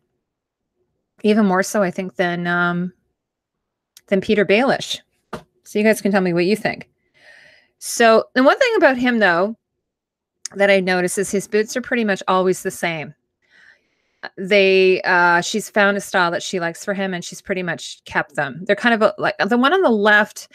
Patrick's drawn them a little long, but they're kind of like a mid-calf size boot. And then he always wears a trouser, like a knicker, that are slightly ballooned. And then he always wears a doublet or a, in this case, like on the right, he's wearing what do you call it? A jerkin with a shirt. So he pretty much always wears the same type of thing. Sometimes he wears a stock tie as well. So the one in the center, he's worn this style a couple of times, and then pretty much the other silhouette is pretty much what he always wears. And then, as I said, the difference is that he has got this center front opening, whereas his father sometimes has a center front one too, but they tend to sometimes have the asymmetrical one, whereas Tyrion never wears asymmetrical clothing. At least I've never noticed. I don't think he has. So, and then the other thing I pointed out, I don't think in this picture you can see him wearing the Hand of the Queen. He always wears it on the opposite side of what his father wore. So his father wore it, I think, on the right, and Tyrion wears it on the left, which I thought was interesting, over his heart, right? Or sorry, no, he wears it on the left. His father wears it on the right. Yeah. So he wears it over his heart. No, I think you can kind of see it there. Yeah, you can see it. So I thought that was really interesting because, of course, his father probably has no heart. He's probably dead inside or something. Herman Bumps by Cindy. She says, got to bounce. Great chat. I will pick up and on replay. Oh, that's nice. See you later.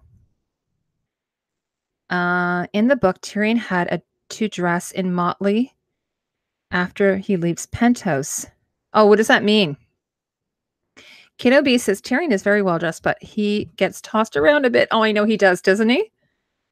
It was funny because there's this one scene where he's left Pentos, and I think he gets kidnapped by Jorah, and he's in a boat with Jorah, and I laugh because his boots look like brand spanking new, like they weren't even scuffed up or anything. So that was like, I think, a bit of an oversight. I was like, well, they should have at least had a few scuffs on them. All right, finally, I've got one more. Okay, so it's Peter Baelish, everyone. I think I've mentioned that I thought Tywin is the best dressed, but honestly, Peter Baelish is very, very close.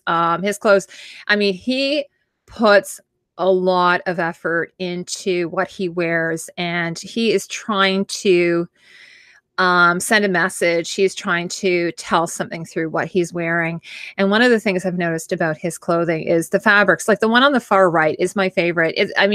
This illustration that Patrick did doesn't even do it justice. It's basically kind of like a purple brocade, and then they've hand combed this sort of golden metallic paint over top of it. It looks like it's been hand done. Now, she might have found the fabric, but I think she's actually had this made. It's so great. And then he always wears like a little chain or something with it. And then he always has his house sigil, the pin he's had made. That was actually made. There was a point made of that in that one episode where, power is power, where Cersei asks him about his sigil, his house sigil, because of course he's the only member of the house. But he takes a lot. He's kind of like, he's a self-made man. Like we would, if this was, if he was in our world, we would consider him like a nouveau riche person. He's a self-made man. Of course, he always has a little coin purse on him, on his belt. And he's got the little gray temples and the very nicely trimmed beard. And the other thing that's kind of interesting about him that Michelle has done, and she does this with a lot of characters, is she never has the robes go too low. They're always slightly higher. Have you noticed that? She always says showing your feet shows your power. I'm not really sure where she got that from. There might be some historical significance to that. Hi, RPM. Tyrion dress a bit like a clown. Oh, really? Oh, sorry. What do you mean, what do you mean, Angel Over? Asen says Baelish has amazing outfits. Yes, he does.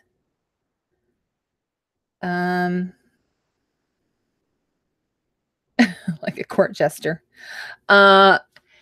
So yeah, so I'm not sure what the significance of that means. I know, like in some cultures, obviously showing some ankle is like a sexual thing, but obviously for a man, I'm not really sure. So she has said that. Like, so for instance, if you notice in seasons 1, 2, 3, Cersei's dresses are all sort of like draping and slightly dragging the ground. But if you look at some of her more recent outfits, they don't. She shows the ankle, and she does the same with Sansa. And she has said that that's to show strength. So I guess he's trying to show his strength. I'm not sure. I'm not sure really where that comes from. So it can be kind of a slightly awkward thing, but because she has them in pants and boots, I think it kind of anchors it fairly well. And his outfits are symmetrical, but what's strange is underneath, which we don't see very often, you can just sort of see the skirts peeking out occasionally, is that the tunic he wears underneath is asymmetrical. It has frogs, and it's actually kind of Asian looking. So he's kind of like medieval, he's kind of Asian inspired. And I think I have mentioned in some of my other videos that there's some also cultural influences, I think, going on there too. So he's from his own place, although he grew up with the Tullys. He's his own thing, I think. And I think this is what she's tried to establish, is that he's got his own thing going on. He's really not like anybody else. What's everyone saying? Oh, Baelish. Romy says, in the book, Tyrion was forced to dress like a clown because he is being hunted. Oh, okay, for being a dwarf. Sure. Makes sense. Says Asoon. It's also the same with Dany's outfits. The skirts get shorter and shorter the more she gets powerful. Yeah, absolutely. Yeah, so Dany's, for instance, if you look at them, some of them are like, I think they're just below the knee. I don't even think they make it to like the mid calf. And I mean, Michelle has made it a point of having Dany, let me just go back to her, having her in pants from season 1, with the exception of maybe actually, I would say with the exception of her viewing dress that she wears when she meets Khal Drogo, and her wedding gown, and then that Grecian gown she wears at the very beginning. She hasn't done it that, but pretty much I think once she has her dragons, she always is in pants. She's made a point of her being in pants. The idea, if she needs to make a getaway, she can just hop on one of the dragons and just make a quick escape, which she's obviously had to do. Eventually she ends up having to do that. So she always has some type of pant/boot underneath a gown. So it's true though. So if you look at any of her season 7 outfits, they're all quite short, and you don't really notice that unless you're doing like a wide shot of her. Baelish's outfit remind me of cassock robes. Yes. So I have actually mentioned that. Or even like a priest robe, if that's what you mean.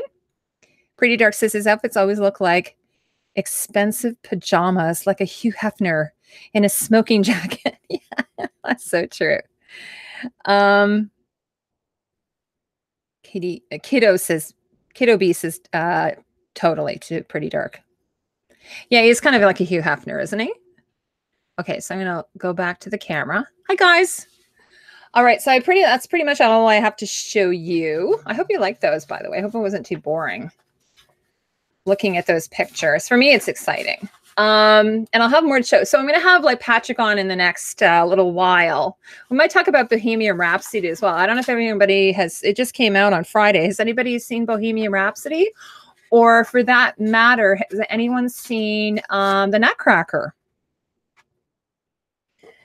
If you have, let me know in the chat. Shorter skirts, which aren't too narrow, allow for greater freedom of movement, which might make it easier to assert power. Mm-hmm. Well, and also you don't really need like a servant or anything to kind of like lift up your skirts behind you. You're sort of independent.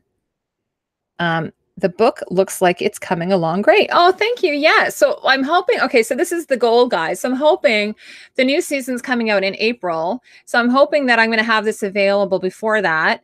And then, I'm doing all the major characters, and then the compendium or whatever will have like the lesser houses. So I'm doing the major houses like the Targaryen, and then I'm doing the Starks and the Lannisters, and what else am I doing?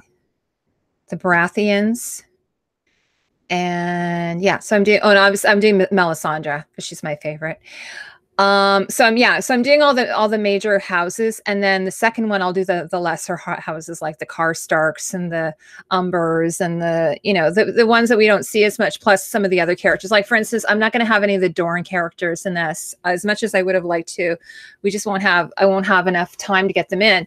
So, and of course, you know, need to, you know, with Ilaria, I would need to give a lot of attention to her, and Oberyn, and so, you know, they need a lot of attention. So, and obviously, and I'm not going to have things like the Cleganes, like the Cleganes in there, and so on. So that would come into the second book. So, and I'm going to try and sell it for like a really reasonable price. So it's going to be like an ebook at the beginning, and then if we have enough demand, I'll make it into a print book. But I'm going to try and make it really affordable, and then, you know, people can just download it, and I think off Amazon or wherever we're going to have it. So that's sort of what's happening with that. Remy says, love the illustrations and can't wait for the book. Saw BR. Oh, you did? How was it? I've heard mixed reviews, but it sounds like Rami's really good. Looks great. Will Def buy a copy? Oh, great. Oh, well, we're going to do some giveaways too. Patrick and I are going to do some giveaways. So we're going to have some t-shirts and some giveaway, like some prints of his illustrations and stuff like that. Like, I think Larissa, I'm going to send you, I know you said you'd like them, so I'll send you one. Have you ever considered doing videos looking at costumes from some older fantasy movies like Princess Bride or Labyrinth, or maybe even some newer ones like Stardust? Ooh. Well, okay. I was actually talking to Jack, this is my husband. He does some of my additional editing and production on my videos. And I said to him, like, I'm reading this book on the Wizard of Oz right now. So, you know, I thought about doing the Wizard of Oz, and I'm doing Sleepy Hollow, which is going to be coming out. I mean, it's not that old. It's 20 years old, but it's still pretty old, right? Sleepy Hollow. So I said, you know, I should maybe look at doing classics, but if I could get to the point where I have enough time to work on the videos, because a lot of what happens is the research. That's the part that takes the most time, and then putting together the videos and so on is also time consuming. So if I could get to the point where I'm able to put out more videos than I'm currently doing, then I would definitely look into doing classic movies, because I'd love to do The Princess Bride. Someone asked me to do Interview with a Vampire. I'd love to do that movie. I for sure am going to do that movie. Actually, I'm going to do that movie. My sister really wants me to do Gone with the Wind. She's been kind of bugging me to do that one. So for sure. Now it's interesting though, I don't know what's going to happen if I try to do a movie from the 40s or the 50s. So I tried doing Sleepy Hollow. And the one thing I kind of encountered is it's harder to find information about it, because obviously a more contemporary show, I can find that information because it's relevant and it's current. And, you know, we've had the internet for quite a while now, but when some of these other movies were out, we didn't have the internet then. So a lot of the online interviews that, say, I would find for a show like Outlander, which is tons and tons and tons of information everywhere, you won't find for an older show. So it would be a lot more challenging. But a movie like Gone with the Wind probably wouldn't be that hard, because there is so much information. There was a lot of hype and sort of spotlight on the costumes. The costumes were done by, I think, a Harold Plunkett or something. So there was quite a bit of attention paid to those costumes. And Colleen Atwood, it's interesting, she did the costumes for Sleepy Hollow, but it was one of her earlier works. So she wasn't even really that famous at that point. She was still kind of like new to the scene. She'd done Edward Scissorhands, which was a commercial success, but it was still kind of an indie movie, and Tim Burton wasn't even a huge name at that point. So it wasn't really till later when she did, let's say, you know, I don't know, some of the later movies she did, like Snow White, for instance, or not Snow White, sorry, Alice in Wonderland, for instance, when she really started to get some major attention, or Snow White and the Huntsman. That's the one I meant to say. But for sure, I will consider doing some older movies. Oh, Remy says, yeah, this is the part I'm dying to see. She says the Live Aid part was frame by frame spot on. Rami Malek and the rest of the cast were amazing. Oh my gosh, I saw the Mike Myers cameo. He was, oh my gosh, Roby. I saw his interview. I don't know if any of you saw Mike Myers' interview on Stephen Colbert. And I had seen the trailer and I had no idea that that was Mike Myers. So yeah, Mike Myers' cameo was hysterical for those of us who remember him from Wayne's World. So what he would say, what he had said. So Mike Myers is actually from, he's actually born in the same place that I'm living, which is Scarborough, which is just it's just a suburb outside of Toronto. Sorry, guys. He was saying that, like, so when he originally did Wayne's World, they did this whole like Bohemian Rhapsody thing where in the car, he's just like it's supposed to be like based off of his brothers. Like he grew up in Scarborough, and they would go to the Gasworks, which is this club that was downtown. It was kind of trashy, like a what do you call it? A hair band kind of club that a lot of rocker type people would go to. I wouldn't really go there because that was a little bit like not my scene. So, but they do this scene in Bohemian Rhapsody where they're all in the car and they're singing the different parts. And this is based on his own experience. So he said when they called him up and said, "Hey, Mike, do you want to be in Bohemian Rhapsody?" They were like, "We'll send you a script." He goes, "No, no, no, you don't even need to send me a script. I'm just going to do it." Like he was just so excited to do it. So it was funny too, because he's Canadian and he's putting on a British accent to play a Brit in the movie, even though he's from Scarborough, which is where I'm from. So it's sort of funny. Anything Tim Burton would be great. Yeah, says Asun. Well, it was funny because when we were coming around to Halloween, I thought, my son and I watched Edward Scissorhands, and the styling in that is really great. I mean, his costume obviously is the most important aspect of costume-wise in the movie, but even like just the whole styling of the movie is really great. I love it. So I said to Jack, maybe I'll do that one. And he's like, "Oh, but you know, why don't you do?" He thought Sleepy Hollow would be better. So because it's sort of like 18th century, late 18th century. Pretty Dark says, "Oh yes, I agree with Goddess Astrola. Would love a set of talks on older movies, Legend and Willow Dark Crystal." Yeah, and I had who did I have on here who she was building the David Bowie, what's it called? He's the Goblin. She was building his costume for her husband. Natasha, sorry, Natasha was here, Bieberfeld, and she's building the Goblin costume from Labyrinth. And it turned out amazing, by the way. Oh, definitely PG-13. Okay. Yeah, Rummy, I'm going to definitely watch that. It's true. I made Dark Little Lily from the 80s movie Legend, and it was really hard to find details for the costume. I know, right? And then if you do find pictures from some of these older movies, they're like low res. They're really small. You can't blow them up. So because nowadays when they do a movie, they take digital pictures, so they're like really large, like high res, and you can zoom in and blow them up. But these older ones, so I was having that problem with Sleepy Hollow. I was like, wow, I can't like zoom in on the picture and see what's going on there. And the one thing I was going to say about Sleepy Hollow that really kind of hurt my heart a little bit is that they sold all the costumes, and they ended up on this prop store that ended up slapping them on mannequins and taking these god-awful pictures of them. So they didn't even do proper studio shots of the costumes. And then they put an ugly watermark on them, which I guess is the right, because they were, you know, it was their job. And then people would just bought them. And it was funny because one girl, she'd bought if you know Sleepy Hollow, there's a character that is a midwife, and I love the costume. Actually, it's a great costume. So she ended up buying it, and then she did like a full analysis of it. She took pictures, and then she did a breakdown of it. And I'm like, oh my god, I wish more costume people would buy up these outfits so that we can know more about them and what they look like on the inside and how they're produced and made and everything. But I just thought it was so terrible that, and so short-sighted of the production company, that they would just sell all of the principal costumes off to an auction house. Like, what a shame. And I mean, it's fine if you want to, you know, like for instance, Game of Thrones, I mean, God, they must have like hundreds of thousands of costumes at this point. So likely when the show ends, I know there's a prequel, but there'll be a new design team for that. I hope there is. I'd like to see a new design team for that, just to give it a fresh look, because it's going to be a completely different story. So likely they will auction or sell off a bunch of the items from Game of Thrones, I think. And then all of the mains will be either stored and then go on tour, which is what I hope will happen. And then everyone should be able to have an opportunity to go and see them and see what they look like in person. And I know they've been doing rotating tours. Also, I think a lot of them they do have multiples to some of them as well.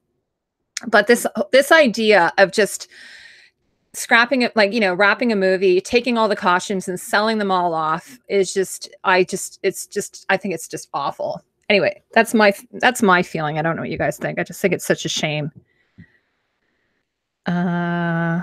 Natasha, yes, Remy said, thank you, Natasha. You could see me drawing a blank there. Oh my God, I have the worst memory, guys. I have to start taking ginkgo biloba. I was thinking I should start taking that. Maybe someone can make a suggestion for me. Oh God, I love that costume. It's one of my favorites ever. Are you talking about the goblin costume? Is it the goblin? Jareth Goblin King.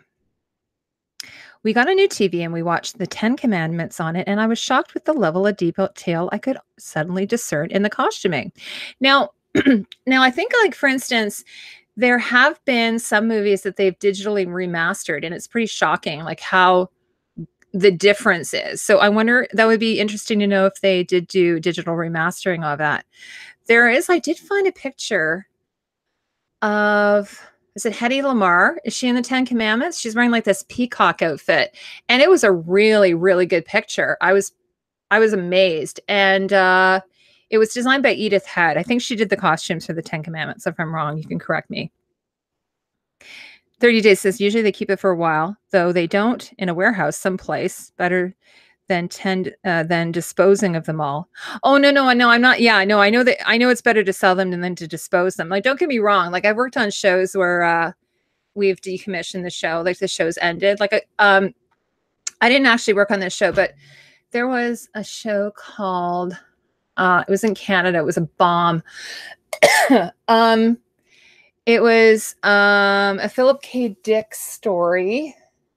Oh, Total Recall. So I worked on I didn't work on the show. It was called Total Recall, but the wardrobe I worked in, like the production company I work for, they had produced the show. So they ended up with this wardrobe full of these costumes. But honestly, nothing was worth keeping. It was kind of like a hybrid of sci-fi, and then and then they mixed it with the 40s. It was really weird design. So it was sort of supposed to be, I guess it was supposed to be like Blade Runner. Like, it was like 1940s styling mixed in with modern, and the stuff was really not that great. So what my job was, it was really exciting, guys. I got to do this. I had to go through all the costumes and decide what was going to happen with them. So either we would keep stuff, which would then get filtered into our other wardrobe, which was fulfilling 2 other shows. They were contemporary shows, though. And the rest of it, I had to decide whether it would be donated or what would happen. So that's what had happened. Like, it wouldn't go in the garbage ever. So what we did is I took out anything that was good, and all the vintage stuff and all of the other stuff went to a charity.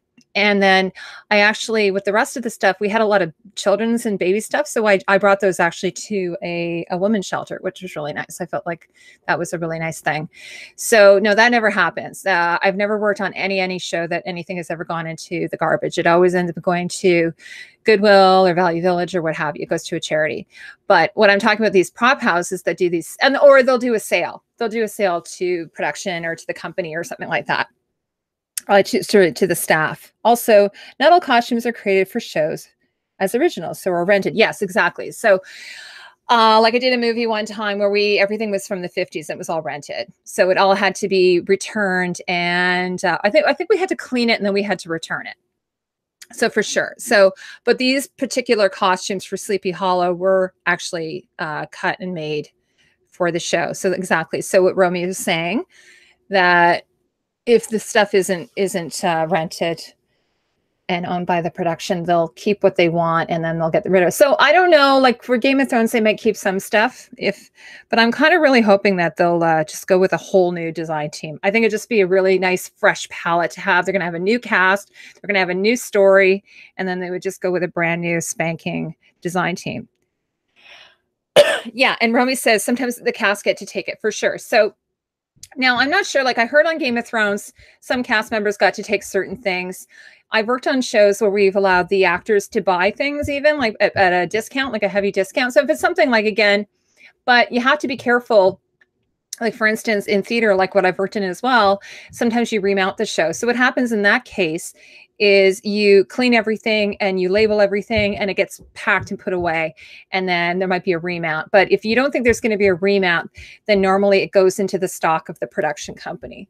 And then that can then be pulled for previous production. So one of the things that's great, I think, about film and TV for costumes at any rate is there's a lot of recycling that goes on. Like you don't, I did a play where I ended up having a pair of shoes that were worn by Cloris Leachman. I was like, oh my God, these were Cloris Leachman's. Isn't that neat? They just ended up, I ended up renting them from a house and she had worn them in some musical or something. So that sometimes happens. Romy says, the wardrobe department usually happens, taken photos of each day for each character and each costume prior to shooting and after shooting for the Bible. Yes. This would show every detail of the entire costume before, during, and after the scene for continuity. And sometimes the cast gets to take a piece. Thank you for giving your insight, Romy. Romy's going to be on next weekend, so we can talk to her about all of this. Because I haven't worked in film for a while since I've had my kids. So we were using Polaroids back then. Can you believe it? Yeah. I was talking about the Dark Lily costume from Legend. The face is blacked out. She's covered in black Swarovskis and she dances. It's amazing. Goddess says, I know a lot of actors have started to put in their contracts that they have the option to keep costumes and particular props, sometimes sacrificing part of their usual pay for it. I could see if it's a smaller production, probably, but on a movie like or show like Game of Thrones, I doubt that would be something they would get in their contracts. That's just what I think. I own both DVD and Blu-ray copies of the 10 Commandments, keeping the DVD set for the additional making of documentaries. Commentary on the film in both is excellent. So are those costumes by Edith Head? Am I right on that? Because I did a video on The Incredibles, and I was doing research on Edith Head, and I thought that she had done those costumes. I love sci-fi, but I kind of hate sci-fi costuming. What? Angel over. Well, I think it depends on the movie, right? Also, not all costumes are created for shows as originals, so are rented. Oh, I think I read that. I made the doll with the face, so all Lily gets dressed up with and has the dark makeup. I love her Black Widow's peak in that part and how her hair suddenly looks wet. Are you guys talking about Jennifer Connelly in the movie? I love the dance scene, yeah, where she gets seduced by the dress or the dark spirit, whatever. It's amazing. I hate when prequels are completely different with clothing and such. Okay, so 30 days you don't. Okay, well, I think why I want a different production team for Game of Thrones. It's not going to be a prequel per se. It's going to be if Larissa's here, it's going to be hundreds of years before. So it's going to be a completely different story. And it's not like it's going to be, I'm trying to give you an example. It's not like it's going to be like Star Wars, where it's just like 30 years before. It's going to be like hundreds of years before. So it should look completely different. It should have its own look completely. Can you do a show on The Fifth Element? Multipass, 30 days. I have a video on The Fifth Element. It's like one of my favorite movies of all time. Pretty Dark said, no, this is Legend with Tom Cruise. Oh, okay. Mia Sara and Tim Curry as the devil. Oh, I loved Mia Sara. She's in Ferris Bueller. She's just the sweetest thing. Oh, that's different then. Yeah. So I don't know a lot of the details about this, about the new Game of Thrones show, movie, or TV show, I should say. But it's going to be, yeah, I think it's going to be set in a completely different time period, much, much, much, much earlier. But somebody else might know this much better than me. Okay, guys. So I think what I'm going to do is I'm going to wrap it up. As I mentioned to you, I've got Romy coming next Saturday. She's going to be on. It's for her. It's going to be 7 o'clock, but for us, it's going to be 8 o'clock. Romy, you can correct me if I'm wrong there. And we're going to have like we'll show her some of her pictures. So we're going to work that in. So you can talk to her, and she's just like, she's just like got so much information that she can share with us. It's going to be awesome. I'm going to learn something. I know. I go to Romy a lot. Actually, I always ask her questions. I probably drive her bonkers. And she actually, I went to her about a girl who wanted to apply to university. I sometimes, one of the nice things about the channel is I get people who are interested in studying costume design, and they want to, know what good books are, references, like what museums to go to look at historical costumes, and also sometimes where they should apply. So Tatiana, for instance, she's applying in the United States right now. She's applying for her master's program, and Aaron's applying for his master's program. So I had this young lady who approached me, and Romy was so helpful. She gave me all kinds of information that I was able to share. Romy, I never did hear back from her, so hopefully everything went well there. Oh, she says I don't bug her. I think I do. So I'm really excited about having Romy next week. It's going to be awesome. And I hope you guys can all join us. And like I said, I will have the Sleepy Hollow video coming out in the next few days. It's really fun. So I'm going to be doing, it's going to be, the Johnny Depp character, obviously, Christina Ricci's character. And the one that's really been the most fun, actually, is the, the lady, I think her name is like Lady Van Tassel, who is played by Miranda Richardson. Her costumes are so much fun. So that's going to be a real blast. And also the townsfolk, like it's just like all these really kind of kooky characters in it. So the whole thing is just sort of a fun thing to do for me. I think it looks like the costume team had a really great time doing it. Like, the palette is really awesome. And even though it is historical, they've kind of kept to the silhouette. They've put their own sort of unique spin on it, which is always fun in those types of fantasy stories. And the Christopher Walken costume, oh my gosh, it's amazing. It's just brilliant. Kind of fun. I sort of found it reminded me of Eiko Ishioka, who did Bram Stoker's Dracula. She also did Mirror, Mirror. It kind of reminded me of Mirror, Mirror a little bit, if anybody's seen that movie. It's not the greatest movie. It's with Lily Allen and what's his name? He's a pretty well-known, Armie Hammer is in it as well. So it's not the greatest movie story-wise, but the costumes are really great. The whole look of it is really great. Mirror, Mirror, if anybody's ever seen it. Oh, Asen says, I love Sleepy Hollow. Yeah, Christina Ricci. She's so cute in it. Oh, okay. Romy's going to put a promo on her page. Perfect. On my HD TV, I can see the hand stitching on a bunch of the linen shifts. Oh, Pretty Dark, you should share those with me. I'd love to see those. Oh, and just to remind everybody, I don't have the link in the description. I'm going to add it. So I mentioned I started this Facebook group called Game of Thrones Costume Analysis, which it's going to be different than I mentioned the Game of Thrones costume group, because that one's mostly cosplay. This is going to be like more like deep diving into Game of Thrones costumes. So the analysis, whether it be symbolism, hidden messages, like character arcs, character storytelling through the costumes, that type of thing. Also, just, there could be construction and fabric and so on as well. I just thought it'd be a really fun forum just to sort of like chat and talk about, what you guys think, especially. So I just put the poster, the cover of the Entertainment Weekly issue there, and so I'm going to put the link in the description. But if you just search Game of Thrones costume analysis in Facebook, you should find it. There's only like 8 of us there so far. It's very small, but I just thought it would be a really, really fun way for us to just sort of chat about it. I love to nerd out. I oftentimes do it on Twitter. Asun and I oftentimes do. Larissa, I haven't seen you as much, but it's really been nice to see you lately. And Jen the Muse is another one. So I've met some really amazing people. Sarah Scott is another person. So I've just met some really great people that I get to chat with on a daily basis on Twitter. So I just thought it'd be nice to have a fun little space. And it's not just my thoughts. It's like I get so much from you guys. So it would just be really fun if anybody wants to maybe, share something, or if they heard something, I'm just asking that no spoilers for season 8.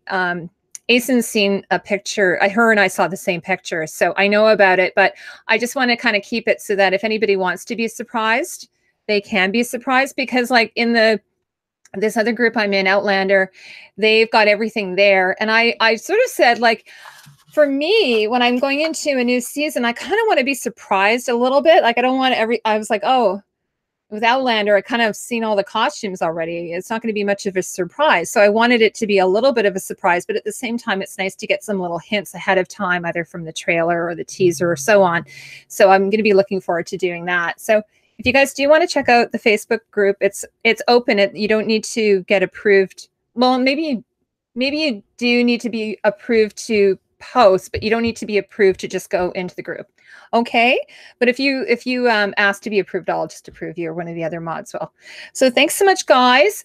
I hope everyone has a great week coming ahead. And I don't think I have anything else to say. I want to thank 30 Days so much. He's always so wonderful in coming in and supporting me. And I want to try and support you more. I seem to not get into your streams as often, but he's just one of the members of the YouTube community of, smaller creators.